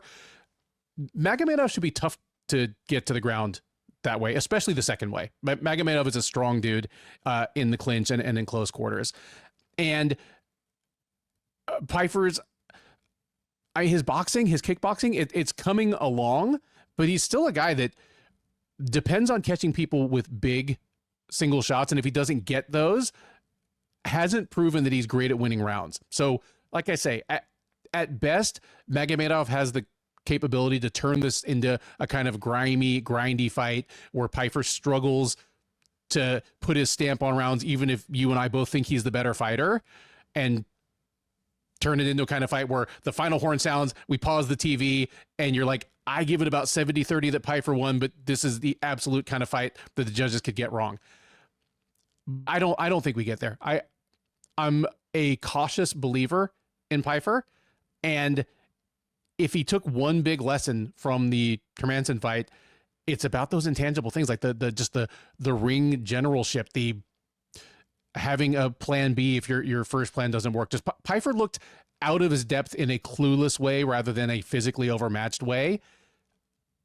Magomedov's best routes to making this a close fight kind of involve doing similar things like that to Pyfer. I don't think that happens here. give me Pyfer to win all 3 rounds in pretty lopsided fashion. Just, I think he'll be able to stay inside of Magomedov's kicking distance in the striking. I do think if they end up in clinch situations, he'll be busy enough with his offense to at least make it obvious who's winning the fight, even if he's not hammering him or able to drag him down. So give me Pyfer to show he's turned a corner here, even if it's still not a complete barn burner of a fight, but just to win all 3 rounds here in uncontroversial fashion, survive, advance, move on, and maybe get a top 15 fighter in his next outing. Yeah, dude, Pyfer, I don't know. I'm not as high in him as a lot of other people are. But you know what? That's not true. There's things he does that I'm very high on, and things I've done I'm like, oh man, like this guy he can't put it all together. He's a huge middleweight. I mean, he easily could fight at light heavyweight. He's a boxer that he wants to pressure forward. His one loss against Jack Hermanson, he hated the pressure from Hermanson. The problem is he needs to up his volume. Way too many single strikes. Mm-hmm. He works behind a power jab. When he's following it and throwing power shots down the pike, he's a good striker. I like his left hook. I like he's got a good overhand right. I like that he works the body. I mean, he hits hard. He's a big power puncher. I mean, but he loads up a lot. Doesn't have the best volume. He throws hard calf kicks. He's a good wrestler, fast entries. He's very physically strong. He can get a leg and throw his opponent. He's good on the ground, some nice back takes. So he's a bit of like a head and arm triangle specialist. He has 3 subs on his record. He struggled to get off the bottom against Jack Hermanson, but Hermanson is a really good grappler, and that was too much too soon for Pyfer. You had a better opinion of his fight with Gastelum than I did. I wouldn't say he gassed out against Gastelum, but he wasn't pushing very hard in the 3rd round in a fight that he was kind of easily winning and he was more skilled. Magomedov, he's a decent athlete, long and lanky. He tends to fight at both stances. He's got fast hands. He needs to also improve his output. I mean, he fought Michel Pereira at an absolute snail's pace.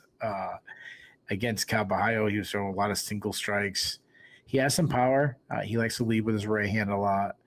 He switches stance in mid combination, which I like. The problem is he doesn't throw enough combinations. He also kept head hunting against Bahayo, didn't throw anything to the body. When he kicks, he's a good kicker. He's got a fast high kick. Had a beautiful front kick against Dustin Stolfus a long time ago, but nice push kicks, a lot of calf kicks. Though he won't set up the calf kicks a lot. He's a good wrestler, and he wrestles a lot. He likes to get in close. He likes to hit shucks, which I love because it's so rare to see in MMA. He's a good overall grappler, nice back takes. He is a submission threat. The problem is, and I've said this before, and I still believe it, he's a front runner. He gassed against Sean Strickland. Hell, he was gassing against Michel Pereira in a fight that, I just talked about Pyfer gassing a little against Gastelum and not stepping on the gas. He was doing against Pereira, and Pereira wasn't doing anything back to him, and Magomedov was easily winning. So, as far as predictions go, I'm not that high on either guy. I think Pyfer is overrated, but I also think Magomedov isn't very special. I want to be right about, I want Pyfer to be good. I mean, he's got a very intriguing story, and you know what? All right, I'll say he catches them early. Give me Pyfer by 1st round knockout, but I'm also very expecting a shitty ass fight. So I'm hoping it's an exciting one. I don't know, Pyfer by 1st round knockout.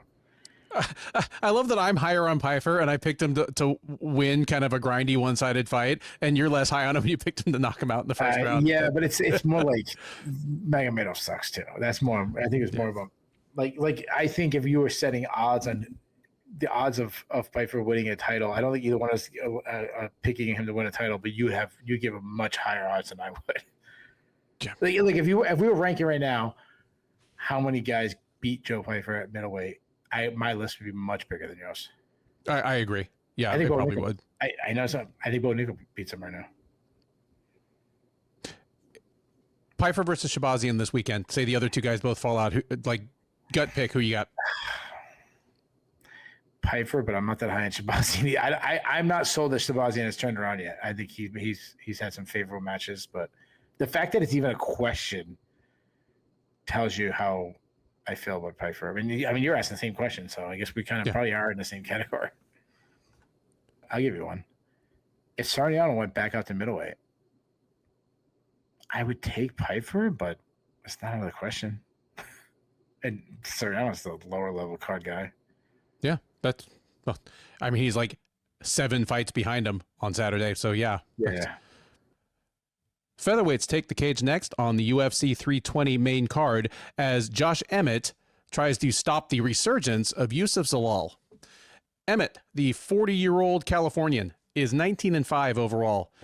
He's 10-5 in the UFC. He is coming in off a loss and has in fact lost 3 of his last 4. His only cage appearance thus far this year was in the headliner of UFC on ESPN 65, where he dropped a unanimous decision to Laron Murphy. Prior to that, he had not been in the cage in almost a year and a half since his redemptive and chilling first-round knockout of Bryce Mitchell all the way back late 2023. So Emmett, at age 40, looking to show that he still has something to offer this division, looking to turn aside another highly touted younger up-and-comer the way he did Mitchell. This is a different animal, though. The form of the new Youssef Zalal. Still just 29. The Moroccan fighting out of Englewood, Colorado. 17-5-1 overall. 7-3-1 in the UFC. That already sounds pretty good, but keep in mind that he was let go by the UFC at 3-3-1 a couple years ago. Went back to Colorado, won some fights regionally, was the talk of Factory X while he was away, came back last year, and since then he is 4-0 with 3 finishes and frankly looking like a whole different fighter. He already fought once this year. It was back in February at UFC Fight Night Cannonier versus Rodriguez, where he won a unanimous decision over Calvin Kattar. He'll look to make it 5 in a row here, continue scaling the ladder towards a title shot. He is comfortably favored to do so. Zalal is minus 425, Emmett plus 350 as your underdog. I'm going to flip this to you, Keith. Is Emmett done? Is this even an appropriate use of what he has left? Like, how do you like the matchup, and how do you think the fight goes? Yeah, it depends on when you're like done. Is he like, could he win fights in the UFC? Yeah. Can he be a top 5 guy in the division? No, I don't think so. I think he's done in that sense. But I think he's kind of disguised that he was done for a while anyways. If that makes sense. Like he can land a big shot and it, I don't know, like power obviously is the great equalizer. I mean, I'll say this. I like Emmett. I mean, some of the wars he went in, I think about remember when he tore his I think he tore his ACL against, who was it? He still put on a hell of a he ended up winning the fight with a torn ACL against a guy who was Ige, wasn't it? Was it the Ige fight? Was it Shane Burgos fight? It's one of those. Who was it? Was it Shane Burgos? Burgos, yes. Yes, it was Burgos. And Burgos was good then. I mean, Burgos is still good, but he was really good then. It's crazy impressive that this dude's 40 years old and still based on merit and what he's doing, recently, one of the best featherweights in the world. Like that's really impressive. So as bad as I'm like kind of like dogging the guy a little bit, I'm also very impressed by him. The problem is that could collapse instantly, and it might have already collapsed, and he's just so tough that he can stick around. Not to mention this dude has been in God knows how many wars. He has taken tons of damage. I mean, you think about the beatdown he got from Topuria, from Yair Rodriguez, the back and forth. We just mentioned Shane Burgos, Calvin Kattar hurt him a lot. Laron Murphy, obviously, in his last fight. He doesn't have the fastest hands. His footwork is bad. He struggles to close the distance, get in the pocket, unload shots, kind of trapping his opponents. He struggles doing that. He tends to, load up on everything. When he does shorten it and he kind of lets his hands flow and be more straight shots, he's dangerous. I mean, he's got a nice straight right. He's truly one of the hardest hitters in the game. I mean, look what he did to Bryce Mitchell. His KO of Bryce Mitchell is scary. It's been a few years, but he killed Michael Johnson. Yeah, but remember, he was losing. So this is what I meant. Like, how good is he? Like, he was losing that fight. He was Bryce Mitchell. Like, yeah, he landed a really big shot. Now, this could be a negative for him, and because he's constantly trying to end the fight with every single punch thrown. Now, honestly, at this point in his career, I shouldn't say it's a negative. At this point in his career, it's probably really what he has left. The problem is he loads up so much, he's easy to avoid for the top guys. When he's his best, he sets up his power shots. He's going to the body to set up his power shots. But he'll load up. He'll forget to reload his shots. So he's open to be countered. That's what Topuria was doing to him. He has obviously insane power, but he doesn't land enough to put in that knockout artist category. Or I mean, he's obviously in the category. But I should say greatest knockouts guys. His lead leg is a big target due to him being super heavy on it. It's been injured a bunch. He has a wrestling background, and for a while I was saying he abandoned it, but his last fight he did wrestle, so I give him that. His takedown defense is overrated. I mean, Danny Gay took him down, Topuria took him down. Zalal is a great athlete, long and lanky featherweight, moves super well, very elusive, moves laterally really well, which he should be doing a lot against Emmett. You don't want to stand right in front of him and get clocked. But he's a good boxer, kind of pop shots from distance, nice jab, quick hands. I like his stepping knees. He's got a great high kick. Defensively, he likes to roll with punches, which might be extremely dangerous against Josh Emmett. That's not something I've always liked. He also drops his hands and counts on slipping with his hands down so much, which again is super dangerous. He can wrestle, but I think his wrestling's overrated a bit. I thought he would dominate Calvin Kattar with it, and Kattar would spend the entire fight 15 minutes on his back, and that really wasn't the case. I like that he steps in the pocket and then he hits this nasty foot sweep. So that is something pretty impressive. Doesn't have the best takedown defense, but I like him a lot. I like his striking. I started talking about his wrestling, and I'm kind of saying overrated, so I'm bashing him. But what not as overrated is his grappling. His grappling's incredible. He took Billy Quintillo's back several times. That's hard. Quintillo's a good grappler himself. He looks for submissions. He subbed Billy Quintillo. He subbed Jack Short. I think he had 4 straight subs in the UFC at one point. He's incredibly hard to sub himself. I mean, go back to the Topuria fight. I mean, obviously it was a century ago, but there was moments in that fight he had some deep subs and he was getting out of it. Good cardio. It came on late in fights against even Topuria, against Damon Blackshear. He had a really good cardio late in that fight. So as far as prediction goes, I understand the matchmaking behind this. I understand where they are. The escalators kind of passing each other moment. But I think this is a mismatch. I think Emmett's only chance is landing one big haymaker and knocking him out. I don't think he's going to get the chance. I think Zalal's going to style on him. I think he's going to stick and move a lot, kick him, move, kick him, jab, move, maybe snatch a single, take down quick. I say Emmett is super tough, so he makes it to the distance, but he gets absolutely wrecked. I think we might even get some 10-8 rounds. I think this might be the last we see of Emmett. I think he might retire off of this too. Give me Zalal by decision.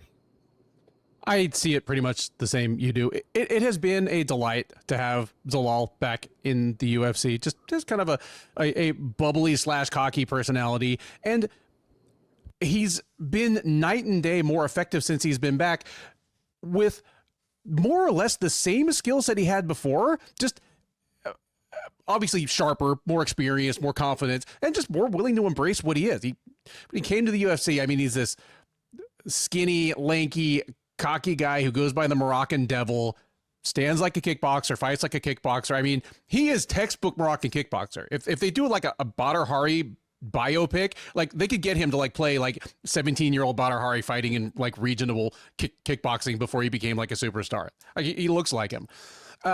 But always had surprisingly good wrestling and grappling, like you mentioned. Like it's arguable that even until now, he's still the guy that's given Ilia Topuria the most competitive fight. And obviously that was very early in Topuria's run as well. But the takeaway was that Topuria wasn't running away with it on the ground either. But yeah, since he's been back, physically stronger, more willing to embrace his strengths, and it's been night and day. On some level, he seems to understand that even though he was perfectly successful in his UFC run. He was at 500. He was generally entertaining. It was a little surprising when he was let go. But if you are a high volume, low power kickboxer with good lateral movement, no matter how good you are at that, you're always going to be threading kind of a needle to win your fights. You're going to, at least 2 rounds out of 3, make sure the fight is at your preferred range, your preferred pace.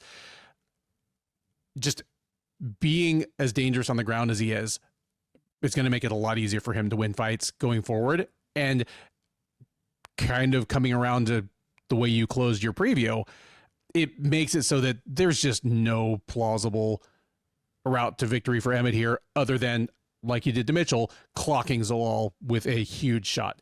He's capable of that. Like you said, he is one of the hardest pound for pound hitters in the UFC, one of the hardest shot for shot hitters in the history of that division. But until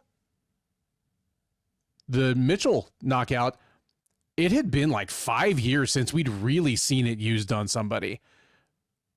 Like basically the Mitchell knockout redeemed him from being the next generation Jeremy Stevens, where he was riding along on the reputation of his power from a couple dudes he starched like 5 years before.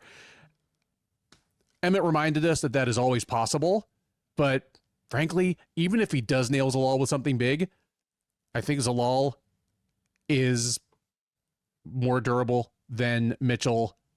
Like even if Emmett catches Zalal with a massive punch, I'm not sure the fight ends there then and there. Yeah, give me Zalal by a dominant decision here as well. And like you, I would not be surprised if Emmett hung it up, but I guess we'll talk about that on the recap. Third from the top at UFC 320 is a light heavyweight clash between former champ Yuri Prochazka and perennial contender Khalil Rountree.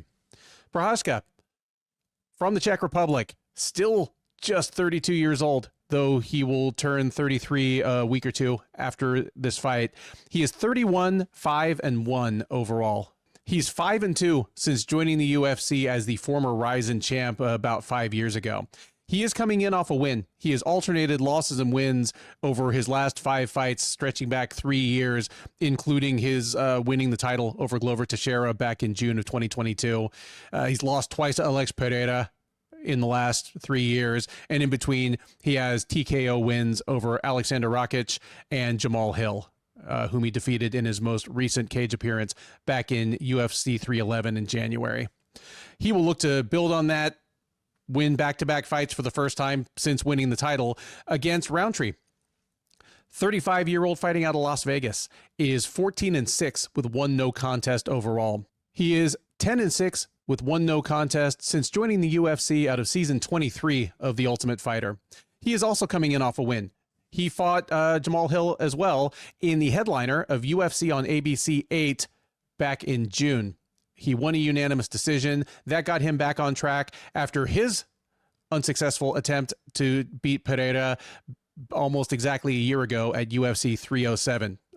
These two gentlemen step into the cage, possibly fighting for another crack at Pereira, depending on what happens in the main event. Prochazka is your moderate favorite. He's minus 180. Rountree is plus 150. Keith, I'm going to ask you a question that you usually ask me and then have you preview this fight. To the extent that they care, who do you think the UFC would prefer wins this fight? And then tell me who you think does win it. Oh, they want Prochazka to win. I don't think it's even a debate. Based on, I mean, Prohaska, like I said earlier, I mean, he's in the category of one of the most exciting fighters in the history of the sport. Now, Roundtree has flashes of it where he can be I always go back to when he soccer kicked the dude on the Ultimate Fighter show. When he's coming into the UFC, well, was that a decade ago? It was one of the most brutal things I've ever seen. But he also has moments where he just jabs, moves. I mean, like we saw his last fight. He could have had a spectacular finish, and he didn't. He respected his opponent too much. So, and then also the personalities. I mean, nothing against Roundtree. His personality's fine, but we have 500 guys on the roster are just normal guys. Like Roundtree, it says normal shit. There's only one guy who actually believes he's a samurai, and like he's batshit crazy, but we love it, Oh, yeah. So, Yuri, I mean, Yuri doesn't get enough credit for how, and I know people say, oh, you always mention how good of an athlete or how poor of an athlete is. Yeah, it's almost always my first line. Like I kind of have categories where I go in, and the size of the guy and the athleticism is like always my thing. So he doesn't get enough credit for how good of an athlete he is. He can fight out of both stances. He flows so well, but he's also very unorthodox. I've said it before. He has like a very herky-jerky style. His awkwardness gets his opponents to back up. They also back up because he's fearless. He never stops marching down his opponent. All of his movement kind of distracts, and then suddenly he springs into the pocket and he unloads big combinations. He's good at slipping shots and countering. If you like overextend trying to land a shot and you're trying to lead the dance first, he can slip your shot and counter. Historically, he's one of the biggest knockout artists in the history of the sport. I mean, I think he has almost 30 knockouts in his career, which is insane. And that's because he sits on his punches, generates really big power. He has no problem biting down his mouthpiece and swinging hard and seeing who's the one left standing. I mean, look how he walked off Volkan Oezdemir. Look at his KO of Alexander Rakic. I mean, that thing was incredible. He targets the body. So, I mean obviously, Dominic Reyes knockout. He targets the body so well. He throws big kicks. I mean, destroyed Rakic with leg kicks. Though he is open to leg kicks being kicked himself. I mean, Alex Pereira murdered him in both their fights, but especially the second fight with calf kicks. I wouldn't call him a wrestler by any means, but he'll occasionally sneak in a takedown. I mean, we saw him do it against Rakic. We saw him do it against Pereira, and he did it against Dominic Reyes in their fight. He's a bad defensive wrestler. I mean, Glover Teixeira dominated him in the wrestling, but he's so big and strong, he's hard to hold down. I do think it's fluky, but he did catch Glover Teixeira in a submission, which is incredible. But he only has 3 subs on his record, so that's definitely not something that I think Roundtree has to be worried about. I am worried about his chin based on how long he's been around, based on Alex Pereira knocking him out. So that's something. He seems like a person that it'll be Chuck Liddell overnight where everything goes wrong at once. Roundtree, I mean, he's a very good athlete, as explosive a guy that you'll find in the UFC. He almost holds back his explosiveness. And doesn't fight to, sometimes you feel like he could be a berserker and it'd be a serious problem for you because of how violent he can be.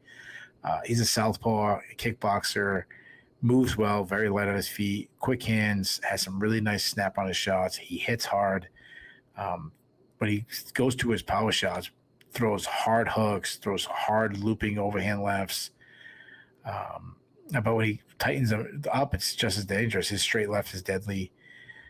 He also is one of the guys who measures his opponents, which is good to see. He's got a big kicking game, crushing kicks to the body, to the liver. He destroyed Jamal Hill with calf kicks.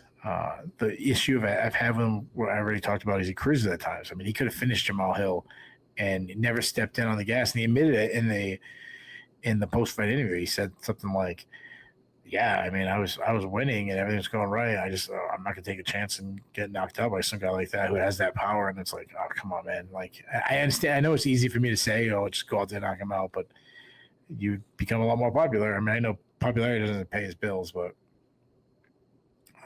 it could, I guess. But as far as like grappling goes, I don't even know if he knows he's allowed to try a takedown. He's not gonna wrestle. He isn't a strong defensive wrestler, but there has been improvements over the years. But he's still, if you take him out, he struggles to get off the bottom. E1 Kujalapa smashed him with elbows on the ground. He is super tough, though. I mean, go back to Alex Bejeda fight. The damage he took in that fight. He took some unnecessary damage. That fight probably stick around longer than it should have, and I wonder if that'll be an issue moving forward. But this is a good fight. I mean, like you asked me what's the best fight on on the whole card or not naming the main event, and I said, well, the easy one I could have took was this one because Prochazka in any fight is incredible fight you never want to see fall off, and Prochazka's going to want chaos, which just sounds crazy because wanting Roundtree to open up and throw big, huge looping power shots doesn't sound like a good time if I'm fighting him. But that's Prochazka's game, and that's probably his best avenue of victory. Roundtree, on the other hand, is going to want a clean kickboxing match. The way he fought Jamal Hill would be perfect for him. I don't think he gets a fight like that because Prochazka is not a guy that'll let someone cruise on him for 15 minutes. It sounds crazy to say Prochazka has the power advantage when you think about all the nasty things Roundtree has done in his career. This is a tough one. I say we actually do get some Rock'em Sock'em moments because just you can't fight Prochazka and not get that. But Roundtree's kicks, his body kicks being cleaner, the damage I've seen Prochazka take. You said Roundtree's a slight underdog? I slight to moderate. Prochazka's minus 180, Roundtree plus 150. Yeah. I think I'm going to go with an upset here. I think Roundtree's just going to be clean. He's going to avoid some of the stops. He's going to be smart, not engage too much in the brawls. I think he's going to kick, move, land some hard kicks to the body. And I actually think he might finish him with something big, with a body kick or something. Give me Roundtree by third round TKO. I love that you have the upset here because I came really close to taking the upset here myself. Like, we say every week that 205 is the low fight IQ division. I've said before that only at 205 pounds is somebody like Yuri Prochazka a top level contender and former champ. But it's not that Prochazka has low fight IQ. He's not Johnny Walker. He's not Ivan Kutalaba. He's not early Nikita Krylov. He's wild, but he's not a stupid guy. He's figured out that chaos actually presents his best routes to victory. Alex Pereira is the only guy to beat him in the last million fights. And that includes a ton of fights where Prochazka fighting wild presumably was not to his best benefit because in a lot of cases it might have given less skilled fighters their only prayer of beating him as he just does this crazy stuff. Having said that, both these guys have fought Pereira, and yeah, Roundtree got hammered by the end. Prochazka got knocked out both times, but of the two of them, I think Roundtree had the better moments against Pereira. But Prochazka, when he's run into Pereira both times, just Pereira's made Prochazka's wildness just look sloppy and non-technical and confused. Just none of it has fazed Pereira at all. He's like, I've been kickboxing since I was a teenager. I stepped right in and I've been fighting the best people in MMA for years. None of this smoke and mirrors is going to surprise me. It's kind of like when Johnny Walker finally ran into Corey Anderson and Anderson's like, no, none of this is going to work. I'm going to let you swing yourself out and then I'm just going to step up and punch you clean in the face twice. That's why when I asked you the question off the top, I really phrased it wrong. Like what I was really getting at was, yeah, Prochazka obviously much bigger star, much greater star potential. But if Pereira wins, it's hard to sell Prochazka versus Pereira 3. Like of the two, it'd probably be easier to sell a Roundtree rematch. But Roundtree has the same basic wherewithal to kind of drag Prochazka a little closer to his preferred kind of fight. Keep it a little more measured. Punish some of Prochazka. Can I jump in real quick? Of course. You said it'd be hard to sell Pereira versus Prochazka 3, which I understand the thinking. How hard would it be to sell Ankalaev versus Roundtree? Oh. Yeah. Good thing we have Olberg there. But anyway, sorry. Yeah. Continue. Got Olberg, and I mean, Azamat Mirzakhanov is fighting 2 weeks later. He's like, I'm the undefeated one. Y'all forgot about me. Like it's an interesting time to be a light heavyweight. I totally see the route to the upset here. I would not be shocked if it happened. I'm glad the line is as close as it is. Give me Prochazka to make it work against Roundtree. I don't think he gets the finish here, but has enough big enough moments in at least 2 out of the 3 rounds to carry those rounds. But as fun as this fight is, and I agree with you that Prochazka is basically light heavyweight Justin Gaethje for all the good and, you know, not good that implies. I think this is a fight that shoe in for fight of the night, but doesn't leave us super high on either guy. Kind of highlights both of their limitations and maybe in at least one of their cases their decline. Give me Prochazka by decision in a real fun fight that doesn't really help the title picture too much. That brings us to the co-main event of UFC 320, a men's bantamweight title fight between defending champ Merab Dvalishvili and challenger Corey Sandhagen. Merab, the 34-year-old Georgian by way of Long Island, 20-4 overall. 13-2 since joining the UFC. He's on a 13-fight win streak since dropping his first 2 fights in variously controversial fashion. He is now, finally, after an eternal wait, the defending champ. This will be his attempt to defend the title for the 3rd time since taking it away from Sean O'Malley just a year ago. So not only a dominant champ, but a busy one with 3 title defenses in just a little over 12 months. This one is going to come against Sandhagen. 33-year-old Coloradan is 18-5 overall. He's 11-4 in the UFC. He is coming in off a win.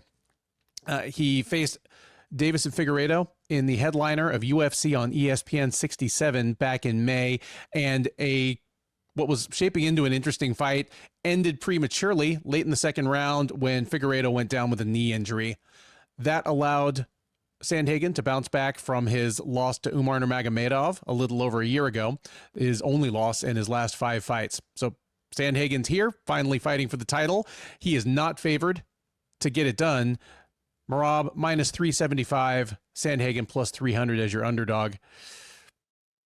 Keith, it's a wide enough line, and it is an obvious enough style dynamic that I did go to my kind of go-to. If we get the upset, what's it look like? There's an easy way and a hard way for Sandhagen to get the upset here, and neither of them is really easy.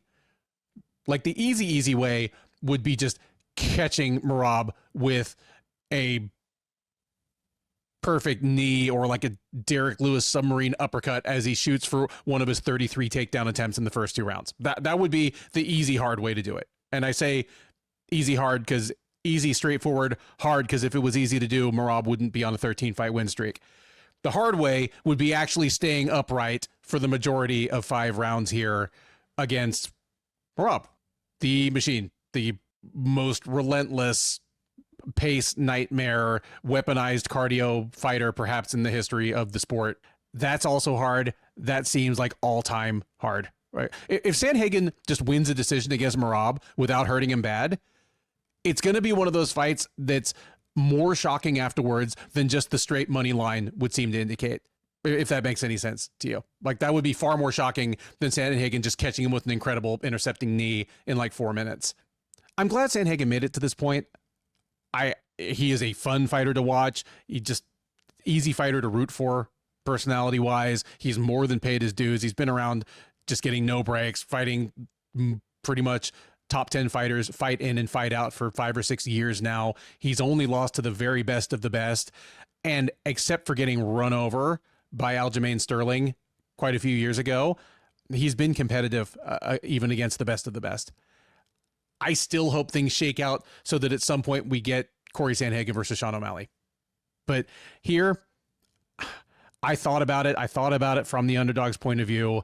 Sandhagen's routes to victory here are just, they're low percentage, because Sandhagen's takedown defense, it's not that bad. And he's active on the bottom. He'll know he needs to get up if Merab takes him down. At the very least, I don't think we're going to see Sandhagen just concede bottom position for long stretches unless it's late in the fight and he's beat up and tired. Like, he's going to do his best to put himself in the position to win this fight. And between Sandhagen's ability to get up, his presumed urgency to get up, and Merab's problems with top control, like, that's just that many more times for Sandhagen to try to land something nasty as Merab re-engages and tries for a mat return.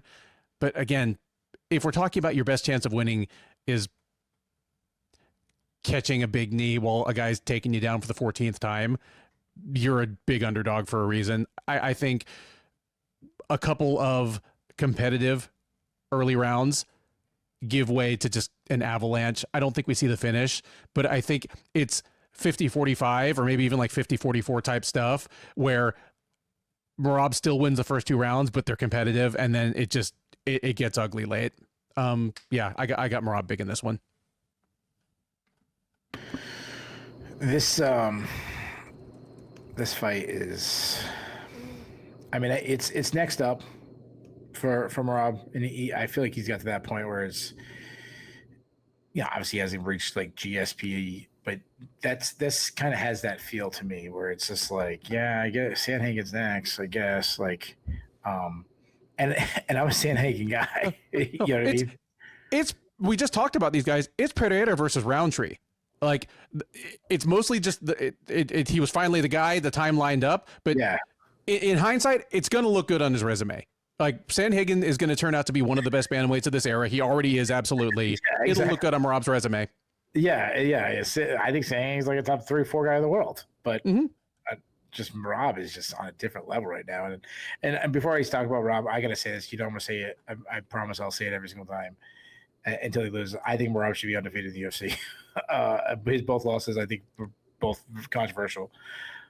He has the greatest cardio I've ever seen. And because wrestling is the most tiring sport in the world, I'll tell anybody that. Anybody who's ever done a wrestling practice has never said, well, that was tough, but my fill in any sport that ever existed is harder. Like, no one's ever done that. For him to be able to wrestle and do it forever, even how tiring it is so impressive. When he retires, he needs to tell people his secret. And when he does, everyone will be doing that same kind of training.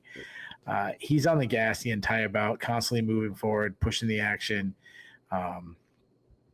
forcing his opponent to the back foot. His striking is to force you back. Though he used to be this wild man, throwing big haymakers. He's cleaned up a lot more, got more technical, throws more straight punches. His striking has improved so much in that sense. He still lands because everyone's scared of his ground game. They're waiting for him to come in and shoot. He doesn't care about being countered. He trusts his chin, and he's willing to. It actually almost works out if you catch him, because now you got to open up with a bigger one, and then that's his opportunity to take you down. I am worried because he keeps his chin high in the air, and he was hurt to the body briefly by O'Malley. But I mean, I'm nitpicking trying to find things wrong with this guy. He'll throw punches just to force you to bring your hands up. He'll throw some spinning back fists to get you to go back. He throws a lot of kicks because he doesn't care if you catch it. He wants to create a scramble anyways. He beat up Pierre Yan with leg kicks and calf kicks. But all his striking is just to set a pace on you, opening up the wrestling. And he doesn't have elite entries. There's a if I wrote a list of guys who have better entries in the UFC, the list would be surprisingly much longer. Guys who have better entries than Rob. It's just that he'll just keep shooting. it's like imagine if me and you went to an arcade and we played the basketball shooting into the arcade, right? Mm-hmm. And say you're a better basketball player and you line your shot up and you focus on your release and you're sitting there and you're like taking your time and you shoot it and you shoot 5 times in 60 seconds, you might hit all 5. But if I'm just throwing them, I'm going to get more in than you. And that's kind of how it goes with Rob. He's just throwing them. And I'm going to go 5 for 5. He's going to go 8 for 30. Yeah. Yeah, exactly. So he's so mentally strong to not give up on his takedowns. He knows eventually he's going to get to the ground. He shot 49 times against Pierre de Jan. I mean, that's incredible. He'll shoot to get his opponents tired. He's going to take you down. And as the fight drags along, those takedowns are going to become easier and easier for him. He chains attacks together well. He will shoot a double and then quickly hit a single. He'll switch to single, hit a high crouch, run on a single, or shoot a double, then run like a misdirection, like go one way, have you turn the corner, come back the other direction, which is one of my favorites. He'll hit sweeps that he's added to his game. As I've discovered and watched his game, something that really jumps out to me, he doesn't have smothering top control. Like when you think of like the greatest wrestlers or greatest gown guys, people were scared of their takedowns, St. Pierre, I think of Habib, they would have smothering top control. They take you down and the round's over. That's not Habib. But in a weird way, it helps him because he takes you down. You almost have opens to get up. You use all this energy to get back up, and he doesn't care. He's just going to take you right back down because he doesn't get tired taking you down. And you wasted even more energy to get back up. Dude, you've been right on this for like 5 years.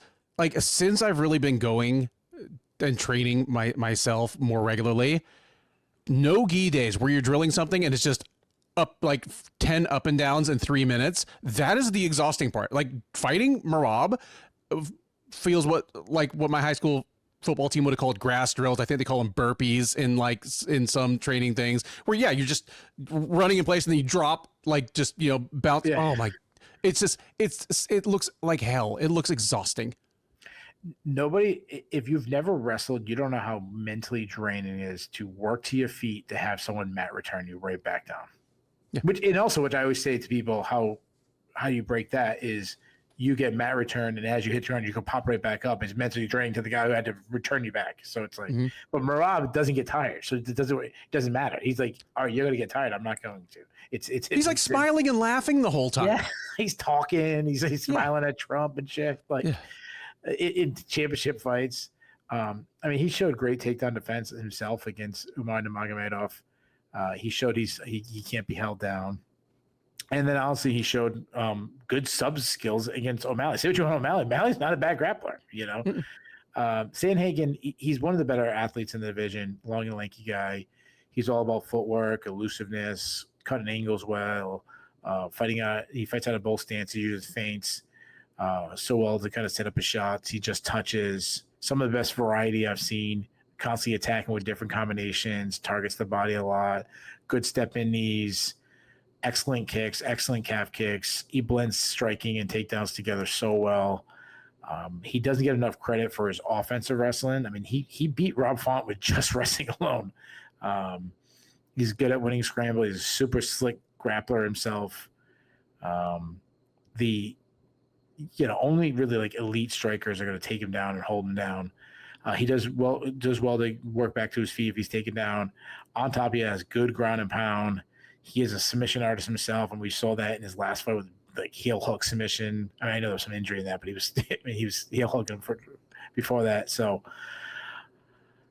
you asked, how does Sandhagen win? Well, I do think there's avenues for him to win. The first one is somehow he is so elusive, which he he is, and he's long, and he's yeah. I mean, O'Malley was obviously really tall and long too, and that didn't stop Morale. But being elusive and cutting angles and jabbing and moving and not really sitting on his punches and kind of being like, I'm going to win a really boring jabbing moving fight. I guess that could work. And then the other one is just catching him, throwing a stepping knee the second he shoots in and he just eats one and you knock him out, or you just catch a high kick, something like that. That could happen. I love Sandhagen. I am such a fan of his skills. The problem is he is such a horrendous stylist. I mean, Merab is such a horrendous stylistic matchup for him. And in fairness, I mean, Merab's a bad stylistic matchup for everyone. I said that there's multiple ways, multiple avenues for victory for Sandhagen, but those avenues the streets all broke up. There's this car's parking in the way. There's a fire truck blocking it. It's on the side of a cliff. There's a volcano on the other side pouring over right now. Good fucking luck, dude. You know what I mean? I did. You know how big of a fan I am, Rob. Yeah. I almost want to be wrong. I want to be surprised. I want to be like, why would I ever disrespect Sandhagen like that? He's freaking Corey Sandhagen. The guy's the freaking man. But this fight is gonna look like Sandhagen's fight against Umar. It's gonna look just like that, but it's gonna look worse. Merab is gonna take him down over and over again. Sandhagen's will work back to his feet, and Merab's gonna take him down again. I think Sandhagen starts to tire, does something desperate. He starts rolling. I think he's the kind of guy that would be like, I'm not just going to get taken down, held down, and lose. I'll try freaking something. And when he tries something crazy, Merab catches him, subs him. He goes out unconscious. Give me Merab by 4th round submission.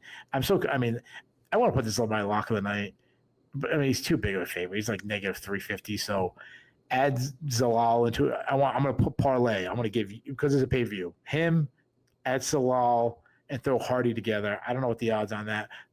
All three are easy picks. That's my lock of the night. Based on what kind of favorites they are, the parlay of all three of those might actually end up being plus money. I don't know. I forgot they're all big favorites, but whatever. With that, we come to the main event of UFC 320, a rematch for the light heavyweight title between defending champ Magomed Ankalaev and the man from whom he took the title earlier this year, Alex Pereira. The champ, Ankalaev, 33-year-old Russian, 20-1-1 with one no contest overall. He is 13-1-1 with one no contest in the UFC. He is the reigning light heavyweight champ. Again, this will be his first title defense. He fought Pereira back in March at UFC 313, where he won a unanimous decision across 5 rounds. Neither man has been back in the cage since then. Your challenger, former champ, Pereira, 38-year-old Brazilian by way of Connecticut. He is 12-3 overall. He is 9-2 in the UFC. Again, just barely fought Ankalaev about 6 months ago. Prior to that, he had been on a 5-fight win streak since moving up to 205 pounds, just further cementing his legacy. As I'm not going to open this conversation right now, but where you list him among the greatest, most accomplished mixed martial artists of all time is going to be dependent on what you value. Length of resume, achievements in one division, achievements in multiple divisions, whatever it may be. But he is shockingly high on that list, however you rate it. Just say he's the man. He is absolutely the man. The odds makers may not agree, as Ankalaev is a comfortable favorite in the rematch. The Russian minus 260, Pereira plus 220 as your underdog. And I got to tell you this, based on watching their first fight, to have Ankalaev be this big a favorite in their second implies certain assumptions about Pereira. What was the odds in their first fight? In their first meeting, it was a fairly close line. In fact, it closed as nearly a pick'em, but it ended up around Pereira minus 120, Ankalaev plus 100. So like just near a dead pick'em. Yeah, Ankalaev is a 2.5 to 1 favorite in the rematch.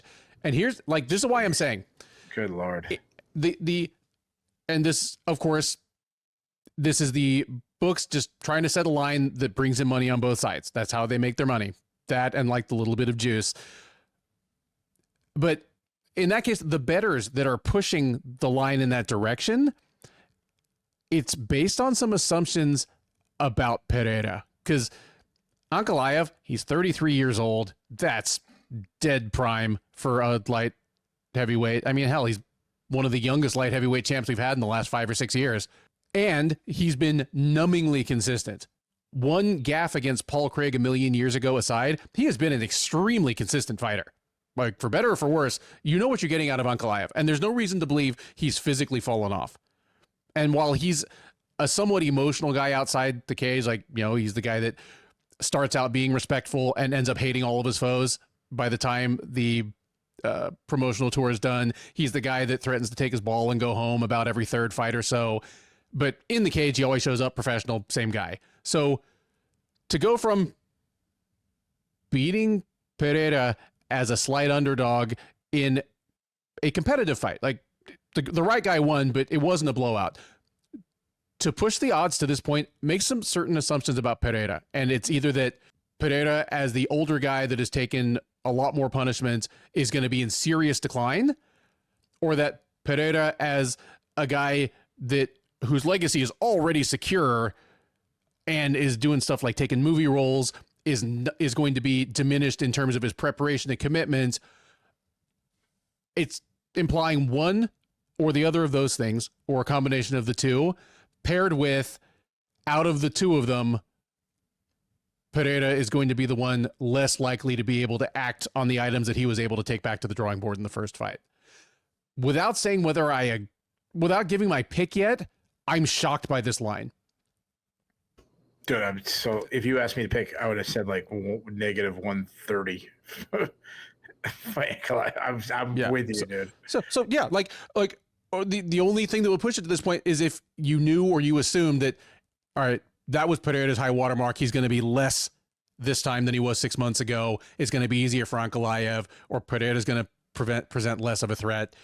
I mean, give me your take on this fight. Tell me how you think it goes. Tell me I'm wrong, but I've done all but said I'm picking the upset here. Yeah, pick. Oh, dude, finish your pick then. If you're saying you're picking it.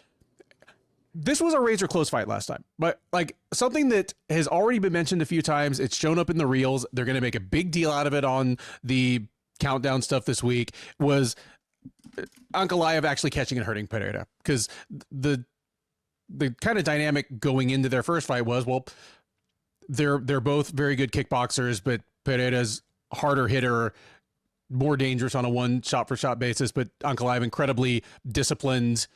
He's not going to leave openings for that. So for Ankalaev to actually catch Pereira and hurt him, like knock him down, surprised a lot of people. And then Ankalaev's wrestling is super overrated. And it's not, I don't even know if it's overrated in terms of his capacity to wrestle, but his likelihood of using wrestling as a route to victory is relatively low. And I think it's overstated. It's one of those things where a guy with the exact same skill set, exact same build, you give him a different last name and a different haircut. And you've said this a million times about different fighters. Like, if he wasn't Dagestani, he'd be deluxe Alexander Rakic. Like, just a big, powerful, athletic, disciplined kickboxer who doesn't tend to piss away fights that he should win. That would be him. But instead it's, yeah. Pereira was kind of close last time. Again, I didn't score the fight for him. I thought he rightfully lost, but there were things that worked for him. And again, unless one fighter has a serious cardio or durability problem, I do think that 5-round fights tend to favor the more dynamic finisher. Just the more conservative fighter has to be that defensively sound for that much longer, and the other fighter still just needs to land one left hook or one head kick. Give me Pereira to win this thing back, and I'm going to say, yeah, he catches Ankalaev. He had his moments in the first fight. I just because Ankalaev is such a good nullifier on the feet, I cannot forget how dangerous Pereira is. It's not that long ago that we were arguing whether his left hook was the deadliest single technique in any striking art. I still kind of wonder if it is. And that's just the thing he happens to catch people with, because not many MMA kickboxers in particular have a killer left hook. Everything else he has is great too. But like, yeah, the left hook, just perfect rotation, always got his feet planted under him. Like Connor used to say, Pereira really delivers. No man can stand it.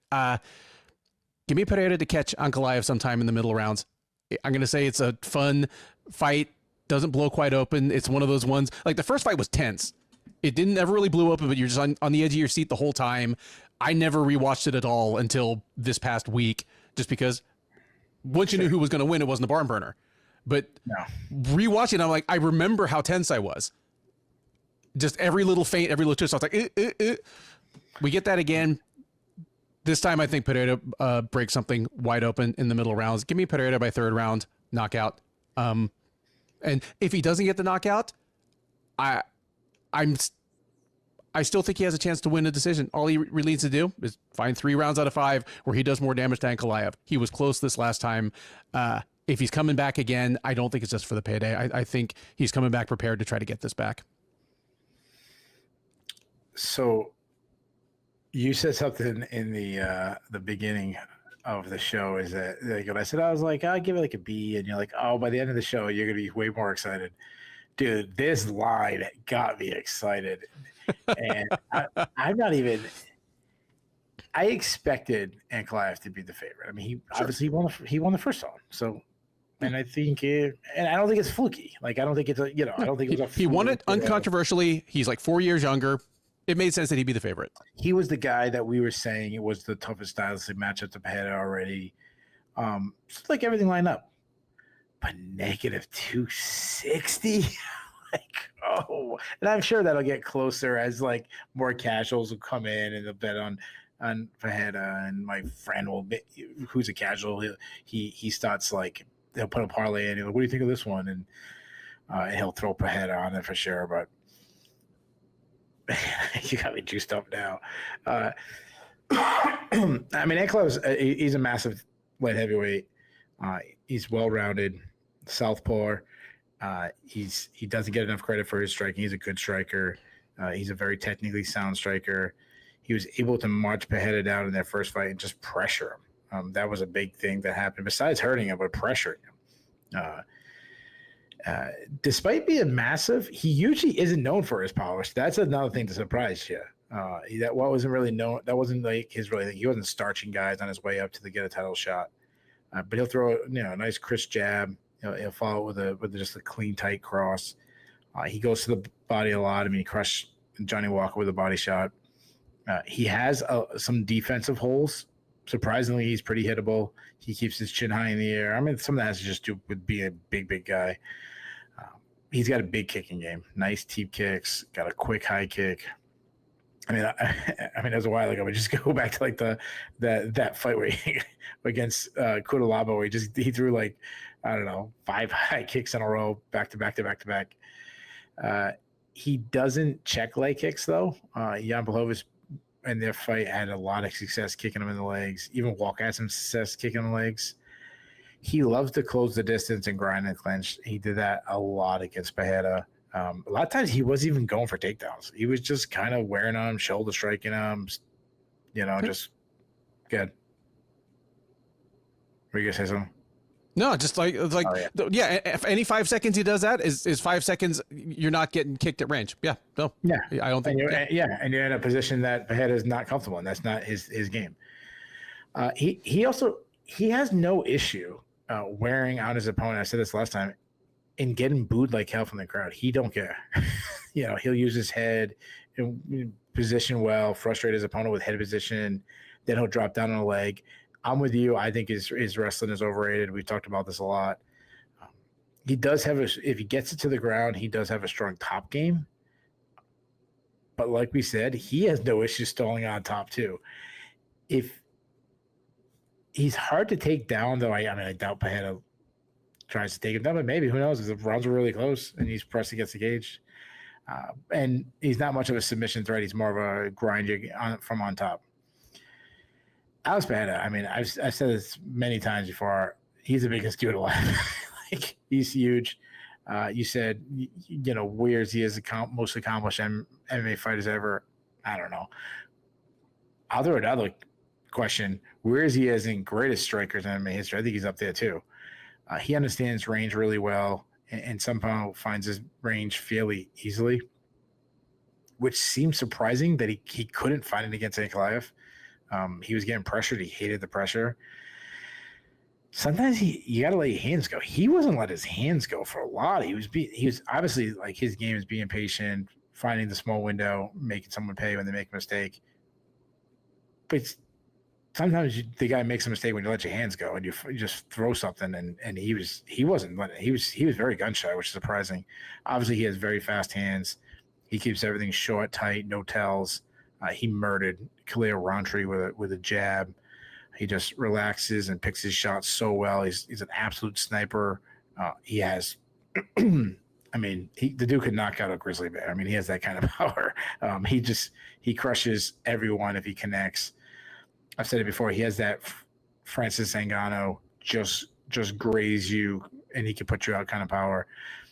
And I mean that as like a compliment. Like, obviously, like, he just catches the side of the head. Like, the problem is, he never just catches the side. He just catches you so clean and you're out. I love the jab to the belly that he was doing against Prohaska. I think that's something he should go against Nikolayev a lot, which would keep him from being able to pressure him, but also keep him from, if he wants to lower his, lower himself to try to shoot a takedown, he'll eat that jab. Arguably the best calf kicks in the game, just so different than everybody else. He just flicks them at their opponent, and it hurt. I mean, Adesanya talked about how much they hurt in their first MMA fight. He battered Yuri's legs, especially in the second fight. He crushed Yuri with a body kick in the second fight. Then he Mirko Krokop high kicked him, switch high kicked him in that fight. I mean, that was probably his best performance of. I mean, Jamal Hill one was pretty good too, but I think that second Yuri fight was the best performance of his career. Now, surprisingly, he is easy to hit. He stands tall. He pulls his head straight back. He's better like backing up because he cuts angles when retreating to set up his counters easily. That's what he caught Yuri at the buzzer in the end of their second fight, the first round, and the end of the second fight. You do have to worry about his durability. I mean, he had that long kickboxing career. He was knocked out by Adesanya. Obviously, he was hurt against a lot. Nikolayev. He can battle in the clinch. He's not bad there. He's big. He hangs on his opponents. It's hard to do it against Nikolayev because he has such good like position head awareness and stuff. But he can get in there, get some knees. He doesn't really wrestle, but he's been training a lot of takedowns, and they say he's a better wrestler than people think. His takedown defense has improved, but I still don't think it's a strength, especially against Nikolayev. But he didn't struggle in that category as much as you'd expect. And he has that Derek Lewis strategy game when he gets taken down. If he's taken down, he just waits, then he explodes. So this is a hard fight to pick, which is so crazy for such a big line. You said it. Their first fight was close. That said, I did score it for Nikolayev. I don't think it was controversial. But, one or two moments in fights, like I don't think it was, 3 rounds to 2 or anything like that. But sorry, 3-2 could go either way. I think I can't remember. I think I had 3-2 for Nikolayev or 4-1, but fairly clear. But it was one of those ones like 1 or 2 moments change rounds. So I feel like Pereira did everything wrong in the first fight. I feel like he just simply gave away rounds without being more aggressive, without being not standing his ground. He did everything wrong in that fight and still almost won. I'm with you, dude. I think I say we get one of those. You almost forgot who the hell you're putting as that big of an underdog. I think he's not going to. I think we're going to see a completely different fight. I think he isn't going to back up. I think he's going to meet Nikolayev in the middle. I think he's going to let his hands go this time. I think he's going to be a lot more aggressive. Nikolayev is dangerous, but I think Pereira realized he isn't as dangerous on the ground as he thinks. I think he was too respectful for him, too worried about the takedowns. I say he starts teeing off with those calf kicks early. I expect Nikolay to be hopping around on one leg pretty early in the fight. And then I'm going to say suddenly he isn't hopping on his leg anymore because Pereira put his lights complete out with a short left hook in the second round. I say Pereira is the king again. Give me Pereira by second round knockout. All right. There you go. And that is it. The Sherdog Radio Network preview for UFC 320. Nikolay versus Pereira 2. I have been Ben. He has been Keith. If this is your first time watching or listening to one of our previews, first of all, thank you. We hope you enjoyed it. We were pretty short on the sidetracks and story times and one-liners this time, but we do try to bring you a mix of in-depth analysis and occasional asides that we think we do about as well as anybody in this industry. Please do like, subscribe. Neither of those things cost you anything. They make our bosses happy. They let you keep hearing this stuff free of charge. Drop us a comment. Keith and I both man the comment section. We'd love to hear your take on these fights. We picked a number of unanimous upsets this time. Tough to find on a card with this many big lines, but if you think we missed any value, let us know in the comments. If you think we're crazy for picking some of these, let us know. Because if you're right and we're wrong, we will definitely give you your flowers on the recap. You just need to come collect them. We are live on the Sherdog YouTube page right after the main event. Keith will take the captain's chair. We'll talk about all 14 of these fights in reverse order, from the frankly awesome headliner all the way down to the very interesting undercard. We will talk about what was good, what was bad, what was surprising, what was controversial. There's always something. We will talk about what's next for some of the notable winners as well as losers, and we'll be talking with you. The live chat is open that whole time, so we are taking your questions, your comments, and your hot takes in real time. We have a growing community of friends that hang out with us after the fights, and we would love for you to be part of it. Between now and then, thank you once again for listening. Enjoy the rest of your week, and by all means, enjoy these fights.